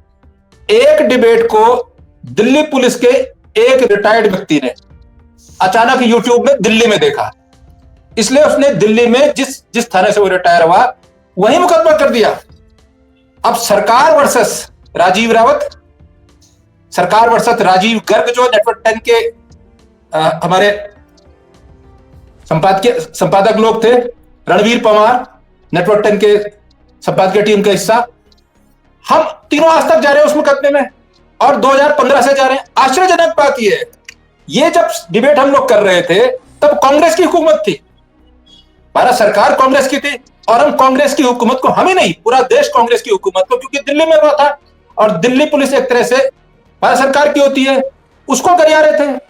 और दिल्ली में भी हुकूमत संभवतः शीला दीक्षित की थी, तो पूरी तरह से एंटी कांग्रेस वो पूरे प्रदर्शन थे, पूरे माहौल थे, उसमें सारे लोग खुलकर बाहर आ रहे थे। डिबेट की देहरादून में, सारे गेस्ट देहरादून के, मैंने अपने गेस्टों का बुरा कर दिया ये आरोप लगाकर, उसको पसंद नहीं आया देखने में। एक व्यक्ति को उसने दिल्ली में देखा, दिल्ली में चैनल नहीं आता था, नेटवर्क 10 दिल्ली में नहीं, ऑन एयर नहीं था, उत्तराखंड में ऑन एयर था, वहां देखा, वहां मुकदमा कर दिया, स्टेट वर्सेस, हम उस मुकदमे को झेल रहे, सिर्फ तारीख में जाना है, आना है, तारीख में जाना है, पैसे खर्च करना है, खड़ा रहना है।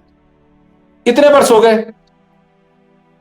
तो आश्चर्यजनक बात यह कि पुलिस अपने ही मार्फत, हमने देखा, हमें पसंद नहीं आया। एक रिटायर्ड व्यक्ति से, आपके साथ तो एक व्यक्ति जो नौकरी कर रहा है, वो कभी कह रहा है आपने वर्दी फाड़ दी, कभी कह रहा है किसी और को कर दिया। ये पुलिस का अंदाज है। और जिसका कोई लेना देना ही, दिल्ली में किसी ने देखा और वो केस आज तक झेल रहे हैं, आगे बढ़ता ही नहीं। तो आशुतोष भाई, ये लड़ाई तो लड़नी पड़ती है। बिल्कुल, ये अलग से एक समस्या है कि एक प्रेशर टैक्टिक मैं कहूंगा कि पुलिस को जो है इस्तेमाल किया जाता है, और पुलिस के जो अधिकारी वहां पे मौके पे थे, या छोटे कर्मचारी जो आप कांस्टेबल या नीचे के स्तर के हैं, वो खुद हाथ जोड़ रहे थे कि भाई साहब हम क्या करें, हमें तो नौकरी करनी है। तो मैंने कहा ठीक है भाई, करो नौकरी, लगाओ मुझ में फर्जी मुकदमे, मैं आपसे क्या बोलूं, मैं तो समझ ही रहा हूँ क्यों हो रहा है सारा कुछ। तो चलिए, मैं तो ईश्वर पे छोड़ रहा हूँ कि कहीं ना कहीं ईश्वर देख रहा है ऊपर से कि क्या हो रहा है। अभी जो सुप्रीम कोर्ट में हियरिंग है आपकी, 6 को आप तारीख बता रहे हैं, और आपने ये भी बताया सुप्रीम कोर्ट में हलफनामा देकर अंकिता भंडारी में जो कथित वीआईपी है, उसका नाम अजय कुमार, आप कह रहे हैं उसकी फोटो, उसका सारा एड्रेस, एवरीथिंग दे दी गई है। आपको क्या उम्मीद है, सुप्रीम कोर्ट से न्याय मिलेगा? अजय कुमार के खिलाफ कार्रवाई कर पाएगी सुप्रीम कोर्ट, या वहां भी? देखिए जुडिशियरी पे तो हमें पूरा विश्वास है, इसी वजह से हम मुकदमे भी लड़ रहे हैं। और अभी तक जो है हाई कोर्ट में जब इस मामले को खारिज कर दिया गया, वो भी एक अजब कहानी है कि हाई कोर्ट में जब वो मुकदमा चल रहा था तो वहां पे पूरा केस ऐसा लग रहा था कि हमारे फेवर में आएगा, और हाई कोर्ट से संभवतः जस्टिस मिश्रा वहां पे थे उस समय, जिनकी बेंच में वो चल रहा था। तो उन्होंने उस केस को 1 महीने तक रिजर्व रखा, और उसके बाद अचानक उन्होंने जो खारिज किया, उसमें जो बिंदु रखे गए थे, जो सरकार कह रही थी कि एसआईटी ने बहुत अच्छा काम किया है, उसी लाइन पे उन्होंने खारिज कर दिया कि एसआईटी ने तो बहुत बढ़िया काम किया है, सीबीआई जांच की जरूरत नहीं है। अब हम जुडिशियरी पे सवाल नहीं उठा रहे हैं, लेकिन उस जज साहब को उसके बाद झारखंड हाईकोर्ट का चीफ जस्टिस बना दिया गया। चलिए, वो भी हमने झेला, वो भी हमने देखा। हमारे जो अधिवक्ता वहां पे नवनीश नेगी जी थे, वो भी बहुत डिमोरलाइज थे कि इतना अच्छा केस चल रहा था और पूरी संभावना थी कि सीबीआई जांच के लिए डायरेक्शन हो जाएंगे। वहां भी हमारी कमर टूटी, लेकिन हिम्मत करके फिर हम सुप्रीम कोर्ट में गए, और वहां में एक बहुत ईमानदार अधिवक्ता कोलिन गोंजाल्विस मिले, जो कि मानव अधिकारों की लड़ाई लड़ते हैं, और उन्होंने कहा कि प्रो बोनो मैं मुकदमा लड़ूंगा आपका, क्योंकि मैं समझ रहा हूं कि गरीब परिवार है, आप बहुत ज्यादा पैसा भी नहीं दे पाएंगे, क्योंकि मेरी तो फीस ही काफी ज्यादा होती है। तो हमें तो कहीं ना कहीं ईश्वर जो है ना कहीं हमें अपने दर्शन अलग अलग रूपों में कराता ही है। कहीं हमें वकील के रूप में ईश्वर के दर्शन हो जाते हैं, कहीं हमारे पत्रकार साथी हमारे ईश्वर के रूप ही है, अगर हमारी बात को आगे रख रहे हैं, कहीं ना कहीं कुछ सच्चाई उन्हें नजर आ रही होगी। तो मैं तो ये मानता हूं कि ईश्वर जो है, उसकी आंख में जो है ना कोई धूल नहीं झोंक सकता। सबकी आंखों में धूल झोंकी जा सकती है, लेकिन ईश्वर की जब लाठी चलती है तो उसमें कोई नहीं बचता है। तो मुझे तो उम्मीद है कि सुप्रीम कोर्ट से हमें न्याय मिलेगा, और हमने तो सारे तथ्य जुटा के सुप्रीम कोर्ट को दिए ही हैं, और हमें अभी भी विश्वास है कि वहां से सीबीआई जांच के लिए डायरेक्शन हो जाएगा, तो सारी चीजें फिर खुल जाएंगी कि क्यों वीआईपी का इसमें क्या रोल था, क्या इनकी जब कॉल रिकॉर्ड और इनकी व्हाट्सएप चैट सारी खुलेंगी तो सारी चीजें स्पष्ट हो जाएंगी। और राजीव भाई, मैं आपको एक बड़ा अजीब सी चीज भी बता रहा हूं कि आप भी बोलोगे यार कि ये क्या है। एसआईटी ने जो जांच की है, अगर मैं आपको बताऊंगा तो आप बोलेंगे वाकई यार एसआईटी ने क्या काम किया है। एसआईटी ने जो है ना, जो पुष्पदीप अंकिता का बॉयफ्रेंड था, और अंकिता के बीच की जो चैट है वो तो हजारों पेज उसके निकाल डाले, वो पूरी खंगाल डाली एक किनारे से।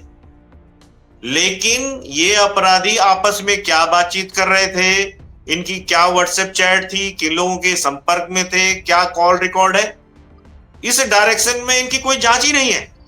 तो हमें तो कई बार महसूस होता है कि एसआईटी जो है पुष्पदीप को, जो इसका बॉयफ्रेंड था, उसी को ही सूली पर लटकाने के मूड में थी, लेकिन कुछ ऐसा निकल नहीं पाया कि वो फंस पाता।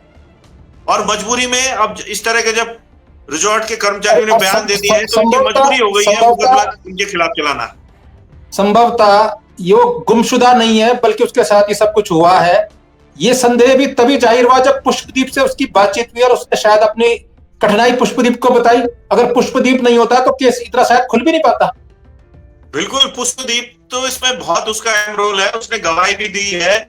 और जो व्हाट्सएप चैट है, उसी की व्हाट्सएप चैट से स्पष्ट हुआ कि इसमें केस में किसी वीआईपी का भी जिक्र आया है। किसी वीआईपी को एक्स्ट्रा सर्विस देने के लिए अंकिता पर दबाव बनाया जा रहा है। तो पुष्पदीप जिसका रोल मैं कहूंगा बहुत ईमानदार रोल है, कहीं ना कहीं एसआईटी का तो मुझे इन्वेस्टिगेशन इस तरह का लगा कि एसआईटी उसी को फंसाने की थी। लेकिन जो कोर्ट में गवाहियां रिजॉर्ट के कर्मचारियों पर पड़ी, उससे अब एसआईटी की मजबूरी हो गई कि जी थोड़ा सा तकनीकी तौर पर सिग्नल थोड़ा सा कमजोर हो रहे हैं, लेकिन आशुतोष भाई आवाज मिल रही है आपको मेरी? पुनः कोशिश करते हैं और हम ये कोशिश भी करेंगे क्योंकि आशुतोष नेगी जी के साथ इस समय अंकिता के माता और पिता दोनों मौजूद हैं। अगर वो टेक्निकली सिग्नल कहीं वीक हुआ है, आपकी उनसे भी बातचीत कराने की कोशिश करेंगे कि उनके माता और पिता इस समय किस मनोस्थिति और वो क्या कहना चाहते हैं, उन्हें किस तरह से आपकी मदद की दरकार है, हिम्मत की दरकार है। लेकिन बड़ा सवाल यह है कि इस पूरे मामले में बहुत सारी चीजें क्लियर कट होने के बाद अंकिता के माता पिता के द्वारा, परिजनों के द्वारा ये बताने के बाद कि वीआईपी का नाम अजय कुमार है, वीआईपी बीजेपी का संगठन मंत्री, प्रदेश संगठन मंत्री, सबसे बड़ा पद एक तरह से, प्रदेश अध्यक्ष, प्रदेश मंत्री आदि आदि पोस्ट होती हैं, लेकिन संगठन मंत्री संघ से के द्वारा भेजा गया व्यक्ति होता है, आरएसएस के द्वारा, जो एक तरह से सर्वे सर्वा होता है और हर चीज को उससे क्लियर होने के बाद ही, और खास तौर पर अब तो यह भी कहा जाता है कि यदि राज्य मंत्री भी बनाने हो तो फिर वो लिस्ट भी, वो सूची भी वही क्लियर करते हैं संगठन मंत्री लोग। बड़े पद पर यदि कोई व्यक्ति बैठा हो, उसको उत्तराखंड की पुलिस क्यों नहीं ढूंढ पा रही है? और यदि आरोप है, यदि आरोप लगाया जा रहा है तो उससे पूछताछ क्यों नहीं हो रही है? उसकी गवाही क्यों नहीं कराई जा रही है? कोई भी व्यक्ति यदि आरोप लग रहा है और मर्डर हुआ है, इतना बड़ा कांड हुआ है और उस वीआईपी का नाम कथित तौर पर अजय कुमार है, ये अपने इनपुट्स के जरिए अंकिता के कह रहे हैं, तो उत्तराखंड की पुलिस को हो क्या गया है? एसआईटी को हो क्या गया है? क्या उन्हें अजय कुमार मिल नहीं रहा है जब फोटो भी दे रहे हैं? और यदि सुप्रीम कोर्ट में भी वो कह रहे हैं हलफनामा देके उसका नाम परिजनों ने दे दिया है, तो क्या अजय कुमार नाम के व्यक्ति पर भी क्या कोई कार्रवाई होगी? क्या पुलिस उस ओर जाएगी? ये महत्वपूर्ण सवाल है। आशुतोष भाई हम हमारे साथ पुनः जुड़ गए हैं। आशुतोष भाई, एक निवेदन और था, कुछ समस्या आ गई थी। हाँ, तकनीकी दिक्कत आई होगी, लेकिन एक निवेदन और था। आपके साथ अंकिता के माता और पिता भी हैं। यदि वो कोई बात आम पब्लिक को, लोगों को, उत्तराखंड के लोगों को या दर्शकों को कहना चाहेंगे तो उनकी भी, अगर एक आधा मिनट, एक मिनट बोलना चाहेंगे तो जरूर उनकी बात भी करा दीजिए। और जब तक वो बात कराएगा तो ये सवाल और बहुत अंकिता के पिताजी पर मैं बातचीत करा देता हूँ। वीरेंद्र भंडारी जी, वीरेंद्र भंडारी, एक्चुअली वो भाभी जी की तबीयत तो बुला दोनों को, राजीव भाई जी हाँ, दोनों आ रहे हैं, लेकिन थोड़ा तबीयत खराब है उनकी भाभी जी की, वो रास्ते में काफी उल्टियां, दोनों को ही बुला रहा हूँ, आप बात कर लीजिए। जी भाभी जी शायद बहुत ज्यादा नहीं बोल पाएंगी, मैं बुला रहा हूँ। जी चलिए, अंकिता के माता पिता आ रहे हैं, वो क्या कहना चाहते हैं वो आपकी बात करवाते हैं। अब सवाल यह है कि क्या इस कथित वीआईपी अजय कुमार, जो बीजेपी का संगठन मंत्री था, उस पर उत्तराखंड की पुलिस, एसआईटी काम करेगी? क्योंकि जब साफ तौर पर नाम दे दिया गया है, अब तक तो उसको ढूंढे नहीं पता उसकी तफ्तीश में, लेकिन जो पक्ष है, पीड़ित पक्ष जब साफ तौर पर सीधा आरोप लगा रहा है और नाम दे रहा है, तो क्या लाइन ऑफ एक्शन उत्तराखंड की पुलिस का होना चाहिए? नए डीजीपी आए हैं, कहते हैं भारत सरकार से आए हैं, बहुत कड़क ईमानदार हैं, दबाव में नहीं रहते हैं, उनके लिए भी एक प्रश्न है कि अब तक जो पुलिस कर रही थी, अब दिल्ली से आने के बाद भारत सरकार की वो विभिन्न पैरामिलिट्री फोर्सेस में थे, उनको इस लीक से, इस भेड़चाल से हटकर माना जाता है नए डीजीपी को, तो क्या उनका लाइन ऑफ एक्शन होगा? और वीआईपी के साथ साथ रेणु बिष्ट पर दो एंगल है। एक, रेणु बिष्ट ने मिटवाने के लिए वो रात गई और उन्होंने, जेसीबी के ड्राइवर ने कहा कि इनके कहने पर हमने उस रूम को तोड़ा जो अंकिता का रूम था। सीधा आरोप, इन्होंने क्या आदेश क्यों दिया? ये कौन थी? ये क्या प्रशासन थी? ये प्रशासन को तो निर्देश दे सकती थी, लेकिन जेसीबी के ड्राइवर को ये तुड़वाने वाली कौन थी? एक, और तुड़वाया तो उन्होंने किसके कहने पे? इनसे ये भी पूछ पड़ताल होनी चाहिए कि किसके कहने पर ये रात को अपने घर से वहां गई और रात को उस रिजॉर्ट के, उस अंकिता के कमरे को तोड़वाने के निर्देश दिए रेणु बिष्ट, विधायक यमकेश्वर ने, बीजेपी विधायक। किसके कहने पे दिए? और जिसके जिसके कहने पे दिए, क्या वो आरोपी नहीं है? वो मंत्री है, वो मुख्यमंत्री है, कौन है वो आका? या वो यही संगठन मंत्री था, या वो यही वीआईपी था जो उसे निर्देश दे रहा था? ये तमाम चीजें हैं। जी जी जी आशुतोष भाई, जब ये रिजॉर्ट तोड़ रही थी तो इसका स्पेशली इन्होंने वीडियो बनाया है और वीडियो में कह रही है रेणु बिष्ट कि माननीय मुख्यमंत्री जी का धन्यवाद, आपने ये रिजॉर्ट तोड़वा दिया है। मतलब उन्होंने स्पष्ट रूप से कहा कि धामी जी के आदेश पे वो रिजॉर्ट को तोड़वा रही थी। तो इसमें तो कोई बहुत बड़ी बात नहीं है कि चेन कहां से थी। चेन जो थी इसमें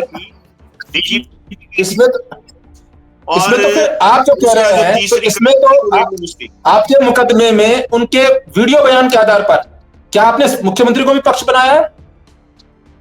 यदि आपके पास वीडियो एविडेंस है कि वो कह रही मुख्यमंत्री जी, तो उस आधार पर तो एक पक्ष, आरोप का एक पक्ष तो आपका सीएम भी बनते हैं। देखिए राजीव भाई, हमने तो सुप्रीम कोर्ट में तो ये सारे पहलू वहां पे रखे हुए हैं और इसी आधार पे हमने सीबीआई जांच की मांग की है कि इस मामले में तो मुख्यमंत्री, उत्तराखंड के डीजीपी और पता नहीं कौन कौन हाई हैंडेडनेस इस मामले में हो रही है और वीआईपी भी कोई बड़ा आदमी है। रेणु बिष्ट की भूमिका क्या है, वो सारा हमने वहां किया है। तो सुप्रीम कोर्ट पे ही हमारी आस है। जो कोटद्वार कोर्ट है वहां तो जांच देखिए एसआईटी ने की थी और एसआईटी तो उत्तराखंड पुलिस है, तो वो पुलिस किसके इशारे पे काम करेगी आप समझ सकते हैं। तो उन्होंने किसको आरोपी बनाना था, किसको नहीं बनाना था, वो आप समझ सकते हैं। वो मुख्यमंत्री को कहीं भी आरोपी नहीं बना सकते। और यहाँ तक कि जो रेणु बिष्ट है उनको भी उन्होंने बयान के लिए तलब नहीं करवाया वहां पे। और जो 201 में साक्ष्य मिटाने का उन पे आरोप बन रहा है, उस पर भी आरोप का जो उन पे मुकदमा चलना था वो नहीं चला। तो आप समझ सकते हैं कि कोटद्वार में तो इस एंगल से कुछ नहीं होना है। एकमात्र आस जो है वो सुप्रीम कोर्ट से ही हमें है और अब 6 तारीख को देखते हैं क्या होता है। उम्मीद करते हैं कि वहां से कुछ उम्मीद की किरण, न्याय की किरण कुछ आएगी। अंकिता के पिताजी आ गए हैं मेरे साथ, आप अगर बातचीत करना चाहें। जी भंडारी साहब, नमस्कार आपको। भंडारी जी, आप कुछ इस विषय में क्या कुछ बोलना चाहते हैं? आपको न्याय मिल पा रहा है या आप संतुष्ट हैं जो कुछ हो रहा है उससे, या आपको कुछ बोलना है? देखो रावत जी की कोटा में जो अभी तक गवाह की हेयरिंग हुई और 27 गवाह के बयान हो चुके हैं। जी। और उसमें जो रेणु बिष्ट के जो रिजॉर्ट तोड़ा गया और वही कमरा तोड़ा गया जिसमें मेरी लड़की रहती थी। तो जो बुलडोजर जो रिपू था, बुलडोजर चलाने वाला जो दीपक अरोड़ा था, उसने साफ कहा है कि मैंने प्रमोद कुमार और रेणु बिष्ट के आदेश से मैंने जहां अंकिता भंडारी जिस कमरे में रहती थी तो हमने तोड़ा। तो आरोपित सिद्ध हो चुकी है रेणु बिष्ट और गवाह भी है, लेकिन कोर्ट ने रेणु बिष्ट को आरोपित सिद्ध नहीं किया, न उनको उनके बयान करवाए। दूसरा कि हम बहुत पहले से चिल्ला रहे थे कि भाई वीआईपी अजय कुमार है, आरएस का नेता अजय कुमार है, तो वो भी एसआईटी ने चुपचाप मौन धारण कर रखी है और अभी तक उसका नाम उजागर नहीं किया। तो हमें दो मुद्दों पे हमें आपत्ति है कि इन दोनों को आरोपित सिद्ध किया जाए। आपकी दो मांग है, रेणु बिष्ट प्लस अजय कुमार जो बीजेपी के संगठन मंत्री, जो आप आरएसएस कह रहे हैं, ये नाम आपने इनको बताए हैं। ऐसा जानकारी मिली है कि सुप्रीम कोर्ट में भी जो आप लोगों ने केस दर्ज किया है, उसमें भी ये नाम दे रखा है इस वीआईपी का। जी जी। अरे मैंने जिलाधिकारी के माध्यम से भी ज्ञापन भेजा है मुख्यमंत्री के लिए भी, कब का भेज दिया था। अच्छा, अब एक चीज और है, ये जो प्रमोद कुमार का आप नाम ले रहे हैं, रेणु बिष्ट प्लस प्रमोद कुमार, तो ये प्रमोद कुमार कौन हुआ जिसका आप नाम ले रहे हैं कि इन दोनों के कहने पर? ये एसडीएम कोटद्वार में थे, यमकेश्वर एसडीएम यमकेश्वर जो उस समय थे, प्लस रेणु बिष्ट। अब आपने जब ये मुकदमा किया है तो रेणु बिष्ट ने यदि रात को उठकर रेणु बिष्ट आई और वहां खड़ी रही, अपना घरबार छोड़कर आई, आज्ञा भी ली होगी घर वालों से, महिला है, इतनी हिम्मत भी करी, भले ही विधायक है, तो उनको तो आप लोगों के पास आना चाहिए था, पीड़ित पक्ष के पास, लेकिन वहां आई और जेसीबी तोड़वाया। तो जिसके कहने पर वो आई, किसी ना किसी ने आदेश दिया होगा रेणु बिष्ट को, रात भर खड़ी, किसी को बचाने के लिए आई हो। बिल्कुल, वो तो वही जाने कि किसके कहने पे तोड़ा गया, इसीलिए हम उनको कोर्ट में खड़ा देखना चाहते हैं, कटघरे में खड़ा जाके ये स्वयं अपने मुंह से बोले कि मैंने किसके माध्यम से तोड़ा रिजोर्ट। और वैसे हमें पता है कि किसके माध्यम से तोड़ा गया, लेकिन कोर्ट के में कहकर साहब, जज के मैडम साहब के सामने ये कह के उनके माध्यम से तोड़ा गया। और क्यों तोड़ा गया? नहीं, जरूरी नहीं है ना कि रेणु बिष्ट ने, जो जिसका आप किसके कहने पे आप कह रहे हैं, जिसके कहने की आप बात कर रहे हैं, माना वो संगठन मंत्री अजय कुमार ही है, तो अजय कुमार के कहने पर वो रात को ड्यूटी पर आई वहां और वो तोड़वाया, वो जो साक्ष्य थे, या किसी और के कहने पर? क्योंकि संगठन मंत्री सीधे उसका उनके आका तो है नहीं, विधायक के आका हो सकता है कोई और के जिसने आदेश दिया कि जाओ उसे तोड़वाओ, तो विधायक को स्थानीय सबूत मिटाओ।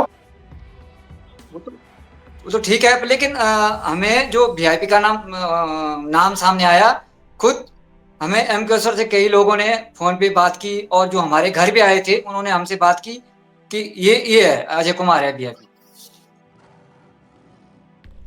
अच्छा, एक चीज बताइए, ये तो बीजेपी के कई विधायक, कई मंत्री और संभवतः मुख्यमंत्री भी आए आपके गांव में आप लोगों से मिलने। बिल्कुल आए। और तब इन्होंने क्या कहा? इन्होंने तो कुछ नहीं कहा, तो चुपचाप रहे। आए उन्होंने बस सीधे हाल साल पूछे, उसके बाद चले गए। कांग्रेस से भी कई विधायक, मंत्री, पूर्व मंत्री आपके पास आए, कुछ लोगों ने आर्थिक मदद भी आप लोगों की इस केस को लड़ने के लिए, लेकिन अभी बहुत लंबा समय हो गया है। आप लोगों की स्थिति क्या है इस समय? आप कैसे आर्थिक रूप से जो है इस मुकदमे को लड़ना, परिवार को चलाना? और अंकिता की माँ जो आपकी वाइफ है, उनकी तबीयत बहुत अब खराब रहती है, आज तो आपके साथ मौजूद है लेकिन बहुत ज्यादा बोलने की स्थिति में भी नहीं रहती हैं, उनका इलाज भी करवाना तो बड़ा कठिन होगा आपके लिए सब। बहुत, वो तो मेरी आत्मा जानती हूँ मैं किस स्थिति से चल रहा हूँ। मतलब वाइफ की तबीयत खराब रहती है, उधर लड़का भी परेशान है, अब किस किस को देखूं मैं। ठोकर जगह जब कोर्ट हेयरिंग में जाता हूँ तो जगह जगह 3 बसें चेंज करता हूँ मैं, तब कोर्ट पहुँचता हूँ। और मैंने एक ज्ञापन भी दिया था 1 अगस्त 2024 को भी दिया था कि डीएम साहब के माध्यम से कि मुख्यमंत्री को ज्ञापन दिया था कि मुझे एक सरकारी गाड़ी दी जाए, क्योंकि मुझे परेशानी होती है, क्योंकि मिसेज जगह जगह पे उसको उल्टियाँ होती हैं, परेशान हो जाती हैं, और 2 बजे के बाद पौड़ी से कोटद्वार से पौड़ी के लिए गाड़ी नहीं मिलती है। अगर मिल भी गई तो अंधेरा हो जाता है। तो मैं किस ढंग से डोब सिरकोट से ऊपर गांव तक, आपने देखा होगा डोब सिरकोट से ऊपर तक कितना पैदल रास्ता है, और वहां पे जंगली जानवरों का डर रहता है। अच्छा, पूरे देश में ये कह रहे हैं कि हम जो है प्रधानमंत्री ग्राम सड़क योजना चला रहे हैं, आपके यहाँ इन्होंने सड़क ही नहीं बनाई, जबकि मुख्य मार्ग है पौड़ी के बिल्कुल 10 किलोमीटर नजदीक है मुख्य मार्ग से। आपके तो आपके ऊपर तो जो नर्सिंग कॉलेज एक सर्वे की थी उन्होंने, हमारे घर तक की थी, वो भी पेंटिंग बढ़ी है। दूसरा, जबकि नर्सिंग कॉलेज में तो आप लोगों ने दान की जमीन, आपके गांव वालों ने इतने बड़े नर्सिंग कॉलेज के लिए जमीन दान की, और आप लोगों के रोड भी नहीं मिल रही है। जानकारी की थी। और 16 सितंबर 2023 को मुख्यमंत्री ने अपने जन्मदिन के दिन ये घोषणा की थी, जो नर्सिंग कॉलेज डोब सिरकोट में है वो अंकिता भंडारी के नाम से कर दिया जाएगा। और 1 साल से ऊपर हो गया, करीब 14-15 महीने हो चुके हैं, और अभी तक अंकिता भंडारी के नाम से वो नर्सिंग कॉलेज नहीं रखा। तो बताइए, आप ये बताएंगे भंडारी साहब, कितने घंटे का काम है ये? मुख्यमंत्री की घोषणा अनुभाग में जाती है, अगर पौड़ी में घोषणा करी तो डीएम नोट करता है, वो भेजता है शासन को कि ये घोषणा यहां से करी, वो घोषणा अनुभाग में जाती है, वहां से वो जाएगा संबंधित विभाग को, क्योंकि वो नर्सिंग कॉलेज का चिकित्सा शिक्षा अनुभाग का मामला है, वहां पत्रावली बनेगी, नाम के बदलाव की अनुभाग में बनेगी, तो जाएगी उप सचिव तक। मैं प्रक्रिया बता देता हूँ कितने घंटे का काम है। उप सचिव के पास जाएगी, उसके बाद वो आगे जाएगी, सचिव अपर सचिव पे जाएगी, अपर सचिव से सचिव साइन करेगा, उसके बाद सीएम के पास जाएगी या तकनीक शिक्षा मंत्री, वो अनुमोदन करेगा, उसके बाद जियो बनेगा, जियो जारी हो जाएगा। ये तो मुश्किल से 4-6 घंटे का काम है। आप मुख्यमंत्री की घोषणा के बाद आप कह रहे हैं कि इतना समय हो गया अभी तक नहीं हुआ। 4-5 घंटे से अधिक नहीं लगता, क्योंकि इसमें न तो वित्तीय स्वीकृति होनी है, सिर्फ इसमें वित्तीय स्वीकृति बोर्ड बदलने की होती है कि वहां बोर्ड बदलना है, कुछ अभी नहीं बदल रहे हैं जी। 14-15 महीने हो चुके हैं तब से। तो मतलब मुश्किल से अगर इन्हें बजट भी स्वीकृत करना होगा, आरंभिक बजट, तो जो मुख्य गेट होगा उसको 1000-2000 रुपए पुताई का बजट होगा, वो तो आपके गांव वाले कर देंगे, उसको वित्तीय स्वीकृति भी नहीं करनी है, सिर्फ स्वीकृत करना है नाम परिवर्तन। और 4 घंटे 5 घंटे से अधिक नहीं लगता इसको बनाने में। सड़क का भी था, एक सड़क का भी था, वो कम से कम नर्सिंग कॉलेज से हमारे घर तक 1.5 या 2 किलोमीटर था। उसकी जो सर्वे की गई वो भी पेंटिंग पड़ी है, और दूसरा पानी की हमारी यहाँ समस्या है, वो भी पेंटिंग पड़ा है। तो आपके स्थानीय विधायक हैं जो बीजेपी के हैं, आपके श्रीनगर में मंत्री धन सिंह रावत मिनिस्टर हैं, एक ग्राम सड़क नहीं बनवा पा रहे हैं, और वो भी उस गांव में, अंकिता के गांव में, जहां वीआईपी मजबूरी में आए, भले भले आए, लेकिन आपके घर तक आना पड़ा है उनको। जी सर, हम जानते हैं कि हम किन परिस्थितियों में जब कोडार से आते हैं, अंधेरे में पैदल जाते हैं ऊपर। सपोज अगर बीच रास्ते में अगर जंगली जानवर मिल गया तो हमारी तो हालत खराब है, कोई पता नहीं पड़ेगा कहाँ ले गया उठा के। कई बार मैं अकेले जाता हूँ, डोब सिरकोट के पैदल रास्ता जाता हूँ। अब लगा लो, चलते आप कुछ कहना चाहेंगे जो दर्शक आपको देख रहे हैं, उन तमाम लोगों को? अब दर्शकों को तो मैं धन्यवाद बात करना चाहता हूँ कि जब तक हमारे कोटद्वार, हाई कोर्ट, नैनीताल और सुप्रीम कोर्ट में जब तक मेरी लड़की को न्याय नहीं मिलेगा, तो मैं अपनी उत्तराखंड की जनता से संदेश देना चाहता हूँ कि तब तक मेरी लड़ाई में आपको साथ देना पड़ेगा। वो आज मेरी लड़ाई नहीं है अकेला, क्योंकि मैं अब आपकी लड़कियों के लिए लड़ाई लड़ रहा हूँ, इसलिए आपको मेरा साथ देना पड़ेगा। अच्छा, एक जैसे आशुतोष भाई को 2 करोड़ रुपए का प्रस्ताव आया, आपके पास भी आए कि लोग यार पैसा वैसा ले लो, बेटी तो मर गई है अब जो है?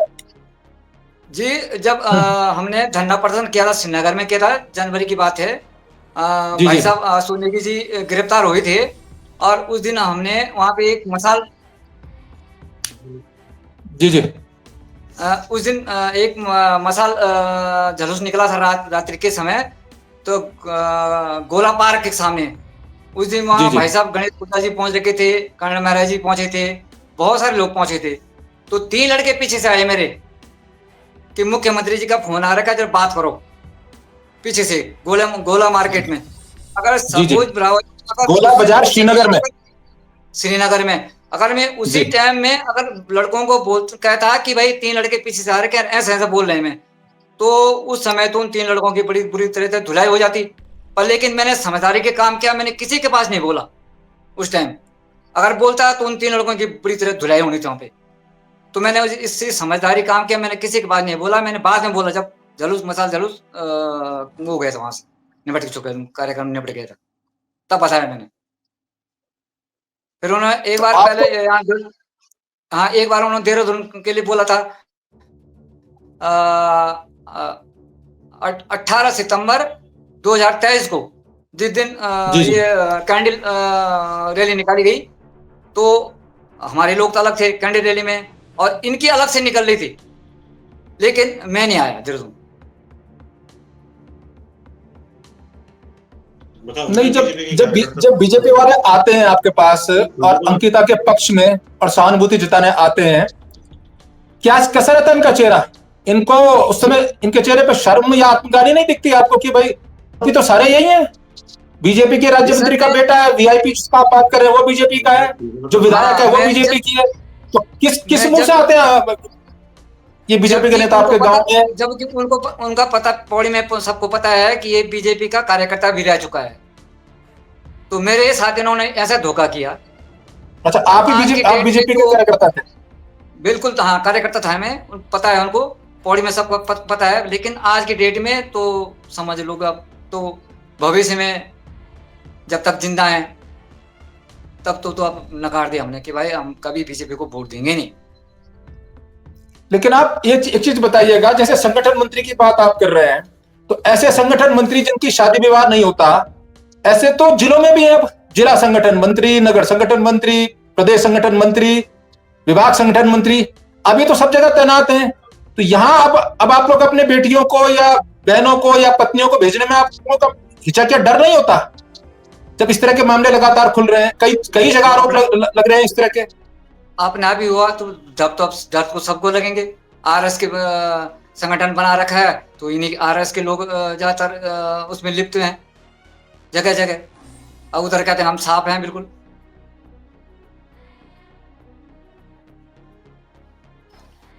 चलिए, अंकिता की माँ यदि कुछ बोलना चाहे या नहीं सर, स्वास्थ्य खराब है, सीरियस लेट रखे हैं सर, हाँ बोलने में असमर्थ हैं। चलिए, आपने समय दिया आशुतोष नेगी जी, और आप इस संघर्ष को करें। हमसे जितना बन पड़ेगा हम आपको, जब आपको जरूरत पड़ेगी, आपको आपके विषय को उठाएंगे। आशुतोष भाई, चलते चलते आपने बहुत सारे इनपुट्स दिए। अब आपको 6 की तारीख है सुप्रीम कोर्ट में, उसका भी इंतजार करते हैं कि वहां उस दिन क्या होता है। आप चलते चलते कुछ कहना चाहेंगे आशुतोष भाई? बहुत सारे लोग, बहुत सारे तमाम दर्शक आपको सैल्यूट कर रहे हैं, आपके संघर्ष को सैल्यूट कर रहे हैं हमारे तमाम दर्शक। देखिए, सभी का मैं हाथ जोड़ के धन्यवाद करता हूं कि आप लोगों ने मुझ पे विश्वास रखा हुआ है। मेरे लिए बहुत बड़ी चीज है, और इसी विश्वास के सहारे मैं लड़ता भी हूँ। मुझे पता है कि जो हमारे सारे भाई बहन हैं उनको पता है कि ये जो हमारा भाई है, ये बेटा है, ये पीछे नहीं हटेगा। अब राजीव भाई, अगर हमको निपटा दिया जाए, हम केवल ये बोलना चाह रहा हूँ इस समय कि आप जैसी परिस्थितियां देख रहे हैं, और इन हालातों में किसी दिन दिखाई दिया कि आशुतोष नेगी कहीं जा रहा था और वो निपट गया, तो आप लोगों से अनुरोध है कि आप ये समझिएगा कि वो एक्सीडेंट में नहीं मरा होगा, उसको पक्का इन्होंने मार दिया होगा। तो ये मैं बोल के जा रहा हूँ कि कुछ भी मेरे साथ भी हो सकता है, क्योंकि मुझे भी भाई इधर उधर जाना होता है। तो जैसे हालात मैंने इनके लिए पैदा कर दिए हैं, जो अंकिता ने इनके लिए हालात पैदा किए थे, उससे ज्यादा बुरे हालात मैंने इनके कर दिए हैं। एक किनारे से सबको नंगा करके मैंने खड़ा कर दिया है कि ये है आपके मुख्यमंत्री, ये है आपके विधायक, ये है आपके मंत्री, ये है विधायक, ये है आपके आरएसएस के संगठन मंत्री। सबको कपड़े उतार के मैंने समाज के सामने नंगा कर दिया है। इसका इनाम मुझे मौत के रूप में जरूर मिल सकता है, इस बात का मुझे अंदेशा जरूर है राजीव भाई। और कल अगर ऐसा हो जाए तो ये वीडियो क्लिप जो है आप संभाल के रखिएगा, और इस लड़ाई को ये लाइव है भाई, ये मिटाई नहीं मिट सकती। अब मैं रखता ही नहीं कोई गुंजाइश की एडिट हो सके, नो एडिटिंग, सीधे लाइव। मेरा ये कहना है कि देखिए, इस लड़ाई में आशुतोष नेगी एक माध्यम है, जब तक वो लड़ पाएगा लड़ेगा, लेकिन कल अगर ऐसा कुछ हो जाए तो ये लड़ाई यहाँ समाप्त नहीं होनी चाहिए। और राजीव भाई, आप लोगों का ये दायित्व है, क्योंकि आप एक उम्दा पत्रकार हैं, बुद्धिजीवी हैं, और बहुत सारे ऐसे हमारे साथी हैं, मित्र हैं, वो मिलके इस लड़ाई को जिंदा रखें, और इनको जो है सबक जिस तरह से हमें सिखाना चाहिए वो सिखाएं, और अंकिता बेटी को एक न्याय, इस तरह का पूर्ण न्याय दिलवाकर एक नजीर पेश करें कि पहाड़ियों की बेटी को कोई छेड़ेगा, चाहे वो वीआईपी हो, सुपर वीआईपी हो, उसको बख्शा नहीं जाएगा। तो मेरा जो आपको सावधान तो रहना चाहिए। देखिए, जब भारत के प्रधानमंत्री ताशकंद में लाल बहादुर शास्त्री जी का शव आया भारत, उनका शव नीला काला पड़ा हुआ था। कई गंभीर शक थे, लेकिन पोस्टमार्टम नहीं हुआ। अब आज तक मिस्ट्री है कि लाल बहादुर शास्त्री जी को वो जो थर्मस था, या वो जो जिसमें उनका गर्म दूध रखते थे, जो बाद में उन्होंने दूध पिया, ये भी कहा गया 11 बजे तक वो टहल रहे थे, उनके कमरे के बाहर से देखा गया। वो किसने दिया था? क्योंकि जो उनका रोजमर्रा का रसोईया था, उसके अलावा जो इंडियन एम्बेसी रूस में थी, उसका रसोईया भी आया था। अब उसका एक गवाह था जो उनका रसोईया उनके साथ जाता था। वापस आने के कुछ समय के बाद एक दिन गाड़ी की टक्कर से वो मर गया।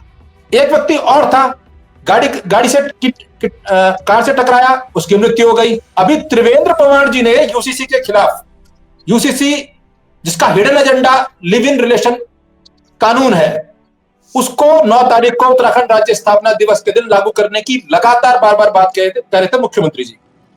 और 9 से पहले 7, 8 और 9 तारीख को उत्तराखंड के केंद्रीय अध्यक्ष बैठ गए थे उपवास से भूख हड़ताल पर, और उनकी भूख हड़ताल का दबाव हुआ या जो हुआ, 9 तारीख को घोषणा नहीं हो पाई। मतलब सारा तैयार है कानून, सिर्फ लागू होना था, प्रवर्त होना था, तो 9 तारीख को प्रवर्त नहीं हो पाया। उसके तुरंत बाद उनको भी एक ट्रक ने टक्कर मार दी ऋषिकेश में, उनका भी एक्सीडेंट हो गया।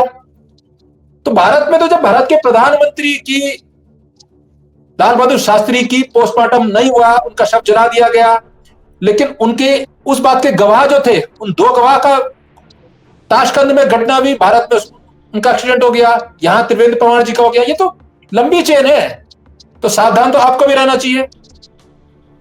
जी बिल्कुल, आप सही कह रहे हैं। और हमारी जान तो न जाने कब से फंसी रहती है, न जाने कितने साल हो गए। बिल्कुल सही कह रहे हैं आप। देखिए, आपको शायद ये जानकारी भी होगी कि मैं उपक्रांत का सक्रिय सदस्य भी हूँ। त्रिवेंद्र पवार जी हमारे नेता थे, और इसी वजह से मैं कह रहा हूँ कि जिन हालातों में त्रिवेंद्र पवार जी की मौत हुई, और मूल निवास भू कानून की लड़ाई भी हम इस अंकिता भंडारी के साथ वो लड़ाई भी लड़ रहे हैं, और जिस तरह से उनकी मौत हुई है, इसी वजह से मैं कह रहा हूँ कि भाई एक्सीडेंट ही तो दिखाया गया। तो अगर त्रिवेंद्र पवार जी का एक्सीडेंट हो सकता है और 2 गाड़ियों के बीच उनको दबा दिया जाता है, अचानक वो ड्राइवर वहां से गाड़ी तेज चला के आता है, क्या है क्या नहीं है कुछ कहना मुश्किल है। तो क्या वो आशुतोष नेगी के साथ नहीं हो सकता है क्या? तो हालांकि मैं अलर्ट रहता हूं, और लेकिन फिर भी संभावनाओं से इनकार नहीं किया जा सकता। तो मेरा ये कहना है कि देखिए, जीवन और मृत्यु तो देखिए ईश्वर के हाथ में होती है। अगर कोई आपका लाख बुरा चाहता है, अगर आपको बचना होगा तो आप बच ही जाएंगे। लेकिन मेरा ये कहना है कि जिस मकसद से जीवन हम जी रहे हैं, वो मकसद अगर हमारे मरने के बाद भी अगर कामयाब हो जाता है तो हमारा जीवन सफल हो गया। और मैं कोई बहुत कम उम्र का व्यक्ति भी नहीं हूँ, 50 साल मेरी भी उम्र हो चुकी है, तो मुझे कोई इतना खौफ भी नहीं रहता है कि साहब अब मेरे बच्चों का क्या होगा। मेरे बच्चे भी पढ़ लिख गए हैं लगभग, और अब उनका तो भविष्य मेरे को सुरक्षित ही नजर आता है, तो बहुत ज्यादा चिंतित भी नहीं रहता हूँ।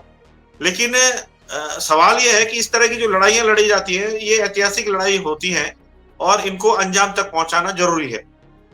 इस वजह से मैं इस पब्लिक डोमेन में और आपके बीच बात रख रहा हूँ। आपसे अंतिम सवाल आपसे कर रहा हूँ ईमानदारी से, क्या आपको लगता है कि जब तक उत्तराखंड में बीजेपी की सरकार है, अंकिता को न्याय मिल पाएगा? जब तक दिल्ली में, भारत में बीजेपी की सरकार है, अंकिता को न्याय मिल पाएगा? क्या ये ईमानदारी से उस वीआईपी पर इनकी पुलिस या इनकी एसआईटी या इनकी सीबीआई ईमानदार जांच करेगी या कर सकती है? देखिए, बिल्कुल सही कह रहे हैं आप कि जब तक ये सरकार डबल इंजन वाली जिसे कहते हैं, ये केंद्र और राज्य में रहेगी, दिक्कत तो रहेगी। लेकिन लड़ने के अलावा हमारे पास कोई दूसरा ऑप्शन भी तो नहीं है। आप ये देखिए कि हम इसी बात को लेकर हम लोकसभा चुनाव भी लड़े, और हमने कांग्रेस को कहा भी था कि अंकिता की मां को ही ये चुनाव लड़वा देते हैं इस समय। तो वहां गणेश गोदियाल जी खड़े हो गए, नहीं साहब मैं चुनाव लड़ूंगा। हमने कहा था कि इस बार जब अंकिता भंडारी इतना बड़ा इस लोकसभा क्षेत्र में मुद्दा है, अंकिता की मां के हम उनको एक अपना नेतृत्व मान के, हम यूकेडी वाले, हम कांग्रेस वाले, हम लेफ्ट राइट जितने हैं, भाजपा के खिलाफ लामबंद होकर चुनाव लड़ते हैं, तो हमारी जीत की संभावनाएं बन सकती हैं। लेकिन कांग्रेस ने फिर हठधर्मिता दिखाई, तो हमें तो उस मुद्दे को जन जन तक पहुंचाना था, तो मुझे मजबूरन चुनाव लड़ना पड़ा। हकीकत में हम अंकिता की मां को ही लड़वाना चाह रहे थे। हमें उम्मीद थी कि कहीं ना कहीं अंकिता की मां अगर संसद में पहुंच जाती, तब एक सांसद की बेटी के साथ नाइंसाफी करना नामुमकिन होता। लेकिन जनता हमारी इस बात को नहीं समझ पाई। अभी केदारनाथ विधानसभा में भी हमने जम के वहां प्रचार किया, बताया कि अंकिता के साथ किस तरह से अन्याय हो रहा है, किस तरह से मूल निवास भू कानून हम मांग रहे हैं, तो ये हमें जबरन यूसीसी थमा रहे हैं। लेकिन जनता को फिर बरगला दिया। एक हमारे भाई निर्दलीय लड़ गए वहां पे, हमारे पत्रकार मित्र त्रिभुवन वहां लड़ गए, 9000 वोट ले गए। कहीं ना कहीं इनडायरेक्टली उन्होंने भी जो है जाने अनजाने में भाजपा को ही फायदा पहुंचा लिया। तो ये बड़ा अजीब सा ट्रेंड हो गया है कि हमारा दुश्मन एक ही है, लेकिन हम अलग अलग मोर्चों से बंदूकें ताने बैठे हैं, कहीं एक साथ लामबंद नहीं है। इसी वजह से भारतीय जनता पार्टी जो है, जो बिल्कुल निरंकुश हो चुकी है इस प्रदेश में भी और देश में भी। और इस बार अगर उनकी जिस तरह से वो 400 पार कह रहे थे, उस तरह की अगर सीटें उनकी आ जाती तो इस समय तो तबाही मच जाती देश में। और कहीं ना कहीं देश की जनता ने ये मैसेज तो दिया है कि भाई ऐसा नहीं चलेगा, जिस तरह से तुम हिटलरशाही कर रहे हो। कहीं ना कहीं थोड़ा सा धमक तो आई है, नहीं तो जो केंद्र सरकार है वो भी तो निरंकुशी काम कर रही है।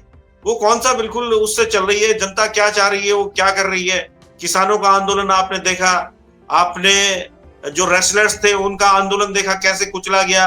लगातार आप देख रहे हैं चीजों को। तो ये बात तो आपकी मैं बिल्कुल आपके साथ सहमत हूं कि जब तक भारतीय जनता पार्टी के डबल इंजन की सरकार है, जिसे मैं डबल ट्रबल की सरकार कहता हूं, ये केंद्र और राज्य से हटाई नहीं जाएगी, तब तक दिक्कतें रहेगी न्याय के लिए। और जहां पर खासतौर पे भाजपा के और आरएसएस के अपराधी होंगे, वहां जरा न्याय मिलना तो मुश्किल होगा। अच्छा चलिए, आपसे मैं तो लेकिन अब आपने जिक्र कर दिया, मैं आपका ओपिनियन लेना चाहूंगा। ये जो आपने यूसीसी है, इसको लेकर आपकी ओपिनियन क्या है? क्योंकि ये समझाया गया है, कई दर्शक मुझसे नाराज हो जाते हैं कि मैं क्यों बोल रहा हूं। उन्हें लगता है कि समान नागरिक संहिता सबको समान कर रहे हैं, बहुत न्याय का काम हो रहा है और ये बहुत बड़ा कल्याण हो रहा है का इसके पीछे। आप क्या समझ रहे हैं यूसीसी से? मैं इसे कहता हूं यूसीसी पब्लिक लिविंग कानून। देखिए, यूसीसी में दो चीजें बड़ी खतरनाक हैं। एक तो 1 साल के अंदर कोई उत्तराखंड से बाहर का व्यक्ति यहाँ पे रहेगा, चाहे वो सरकारी नौकरी कर रहा है, व्यवसाय कर रहा है, किराएदारी में रह रहा है, अगले साल जो है वो हमारे समकक्ष हो जाएगा, उसको भी स्थायी निवास प्रमाण पत्र मिल जाएगा। और जब उसको स्थायी निवास प्रमाण पत्र मिल जाएगा तो जितना मर्जी जमीन खरीदेगा, रोजगार पर उसका अधिकार हमारी तरह हो जाएगा। मैं अभी कर दे रहा हूँ, भविष्य में ये होगा, लेकिन अभी ये लिखा नहीं है। अभी निवासी मानकर उसे यूसीसी कानून के तहत दंड और लाभ इनाम दोनों देने का प्रावधान है, क्योंकि दंड के साथ दंड दिखा रहे हैं लेकिन लाभ अधिक है। लिव इन रिलेशन में दिखा दंड रहे हैं कि अगर आपने पंजीकरण बगैर पंजीकरण कराए आप लिव इन में रह गए तो आपको ये दंड, लेकिन पंजीकरण कराने के बाद इनामों की बौछार हो रही है उस पर। बिल्कुल, मैं उसी बात पे आ रहा था। अभी तो मैंने स्थायी निवास का आपको बताया। लिव इन रिलेशन से जो बच्चे पैदा होंगे वो भी यहाँ के स्थायी निवासी हो जाएंगे, क्योंकि उन बच्चों ने तो कोई अपराध नहीं किया है। लेकिन वो प्रक्रिया जो है लिव इन रिलेशन की, वो हमारी संस्कृति सभ्यता के एकदम खिलाफ है। कोई बाहरी व्यक्ति आए और यहाँ पे हमारी बहन बेटियों से अवैध संबंध बनाए, बच्चे पैदा करे और इनडायरेक्टली यहाँ का वो स्थायी निवासी, क्योंकि मूल निवास व्यवस्था तो है नहीं, बन जाए, तो ये सबसे बड़ा षड्यंत्र। अवैध भी नहीं बोल पाएंगे उसके बाद आप, वो पंजीकरण करा देगा तो उसको अवैध संबंध भी नहीं बोल पाएंगे, बच्चे को भी अवैध भी नहीं बोल पाएंगे। वो जैविक बच्चा होगा और अपने नाना और दादा के उस अंश का, जमीन का, संपत्ति का एक अंश का धारक होगा जो उसकी माता या जैविक पिता का है। इसके बावजूद कि उसके माता पिता शादी ना करें, शादी दोनों 6 महीने बाद कहीं और कर दें। जी बिल्कुल, वही मेरा कहना है कि सामाजिक रूप से तो आज तो अवैध ही कहा जाता है। अब जबरन उसे कानून की शक्ल देके हम पे थोप दिया जाए, और ऐसा कानून जिसे यूसीसी बोला जा रहा है, मतलब यूनिवर्सल सिविल कोड, पूरे देश में व्यवस्था बने तब मान ले। केवल उत्तराखंडियों पे, पहाड़ियों पर गिनी पिग की तरह ये एक्सपेरिमेंट किया जा रहा है, क्योंकि यहाँ की जो जनता है वो राष्ट्रवादी है। तो एक तरह से ठगा ही जा रहा है पहाड़ियों को कि भाई यूसी से आके जो है बेसिकली ये समझाया जा रहा है कि ये जो है मुस्लिम जो अल्पसंख्यक है उनके खिलाफ है। हकीकत में ये मूल निवासियों के खिलाफ है, लेकिन बरगलाया इस तरह से जा रहा है दामी सरकार के द्वारा कि ये जो है मुस्लिमों के खिलाफ है, और ये कानून यहाँ से लागू होने से यहाँ से हम जो है धीरे धीरे करके जो है मुस्लिमों के खिलाफ व्यवस्था बना देंगे। तो इस तरह से बरगलाना मुस्लिमों के खिलाफ लगता है आपको, या फिर मुस्लिमों के लिए वरदान है ये? क्योंकि अब तक आप लव जिहाद के नाम पे जो उन्हें धमकाते थे कि वो उनके लड़के की आपकी लड़की से दोस्ती हो गई, वो लेके चला गया तो फिर उसको पकड़ने पुलिस जा रही है या आप लोग धमका रहे हैं, अब तो वो भी नहीं कर पाएंगे। जब वो पंजीकरण करा दे गए तो उसके बाद अगर उसे धमकाने भी जाएंगे जहां वो रह रहा है, तो वो पुलिस के पास जाएगा, पुलिस को प्रोटेक्शन देनी पड़ेगी, क्योंकि उत्तराखंड का कानून ही उसे पंजीकृत कर रहा है। उसको लव जिहादी भी नहीं बोल पाएंगे आप, क्योंकि वो तो पंजीकृत रूप से 2 लोग साथ रह रहे हैं, लिव इन पार्टनर। और यदि वो बच्चा पैदा कर देता है, चाहे वो बिहार का है, मुसलमान है, किसी जाति का या किसी धर्म का है, उसके बाद उसके जैविक बच्चे के नाते वो आपके गांव में, आपकी शहर में, आपके चल अचल संपत्ति, चल अचल आप जानते हो, बेहतर आप बता पाएंगे, उसके उच्च अंश का धारक होगा, जिस अनुपात में उसकी मां माना 3 भाई बहन है, एक में उसकी एक हिस्से का तो 1/3 का मालिक हो गया वो किसी भी गांव में। और यदि 2 है तो आधे का, यदि एक ही बेटी है, एक ही पुत्र है, एक ही पुत्री है तो भी मालिक है। तो जितने यहां धन्ना सेठ है जिनके पास जमीन है और जिनके पास पैसा है, सबसे पहले उनके बच्चे हनी ट्रैप में फंसाए जाएंगे और उनकी संपत्तियों का मालिक बना जाएगा। तो कितना बड़ा इनाम है। देखिए बिल्कुल एक षड्यंत्र है। और हमने तो देखिए हमारे पवार जी बेचारे एक तरह से शहीद हो गए इस बात को उठाते हुए, क्योंकि 9 नवंबर को धामी जी इसको यहाँ पे लागू करके प्रधानमंत्री की आंख का तारा बनना चाह रहे थे कि पूरे देश में उत्तराखंड पहला राज्य है जहां हमने यूसीसी कानून लागू कर दिया है। लेकिन कहीं ना कहीं पवार जी ने जो लगातार आवाज उठाई और हम भी उनके पीछे खड़े थे, उसकी वजह से धामी जी बैकफुट पे गए। और कहीं ना कहीं जो संभावना अभी लग रही है कि अब वो हमारे बीच में नहीं है। तो देखिए मैं ये कहूंगा कि अपनी कौम के लिए, अपने समाज के लिए अगर इस तरह का बलिदान कोई देता है कोई व्यक्ति, तो उसको बहुत सम्मान उसके लिए होना चाहिए। और हमारे अंदर बहुत सम्मान हुआ साहब, बहुत सम्मान हुआ, ज्यादा सम्मान था, गार्ड और ऑफ भी ऑनर भी सम्मान मिला बढ़ उन्हें। गया है। राज्य बनाने वाले व्यक्ति को, जो उत्तराखंड के आवाज को, जो बंद गलियारों में होती थी, बंद कमरों में होती थी, बैठकों में होती थी और कुछ कभी कभार छुटभैया अखबारों में आ गई, उसके लिए जिस आवाज को उन्होंने संसद में उठाया और संसद में पर्चे बम फेंके, उस व्यक्ति को शहादत ही कह रहे। जब आरोप है उनपे कि उनको मारा गया, उन पर टक्कर मार के मारा गया, नेचुरल मौत तो उनकी भी है, हुई नहीं है। उनको अंतिम विदाई में गार्ड ऑफ ऑनर भी नहीं मिला जिसने इस राज्य को बनाया। बिल्कुल, कोई वहां पे केवल एक अंतिम संस्कार के समय शायद मुन्ना सिंह चौहान जी वहां पे मुझे नजर आए और धामी जी दूसरे दिन गए, और वो भी कहीं कोई खबर हमने छपते हुए भी नहीं देखी। मतलब वो इस तरह से विदा हो गए दुनिया से जैसे उन्होंने कुछ किया ही नहीं।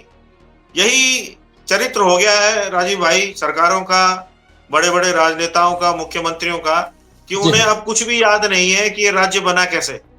और इसका कारण वही है क्योंकि राष्ट्रीय दलों ने पूरी तरह से यहाँ पर जो है कब्जा कर लिया है, पूरी राजनीतिक रूप से जो पैठ बना ली है, और जो क्षेत्रीय विचारधारा को लेके राज्य बनाया गया उसकी कमर तोड़ दी गई है, जिसका एक शिकार हमारी बेटी अंकिता भी है।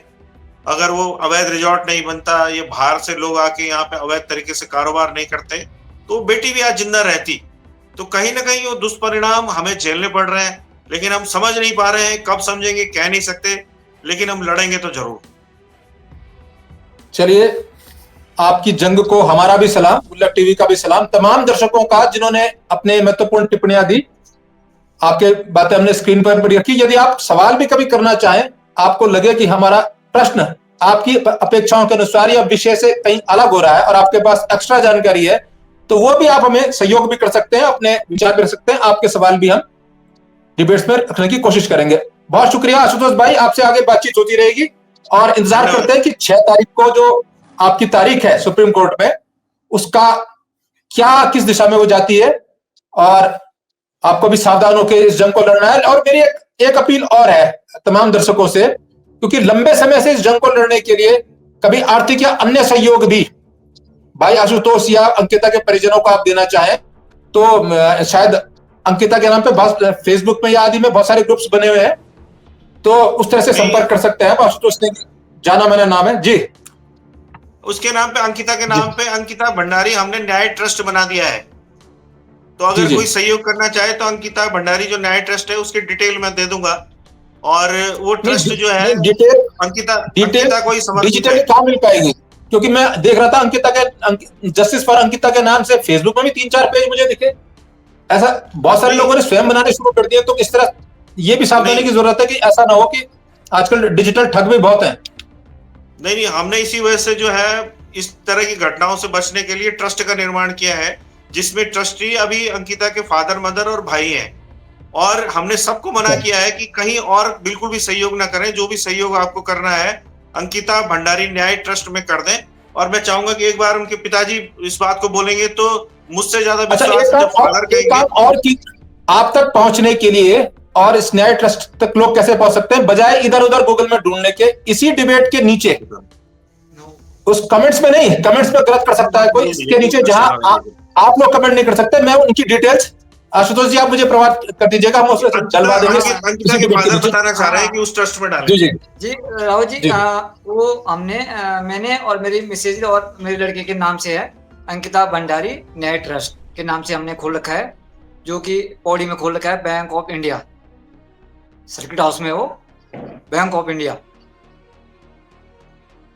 तो यदि कोई सहयोग देना चाहे इनको इस मुकदमे को लड़ने के लिए, क्योंकि उन्होंने कहा कि अब मेरी बेटी तो चली गई, ये आपकी बेटियों और आपकी बहनों की लड़ाई है, क्योंकि वो तो वापस आ नहीं सकती।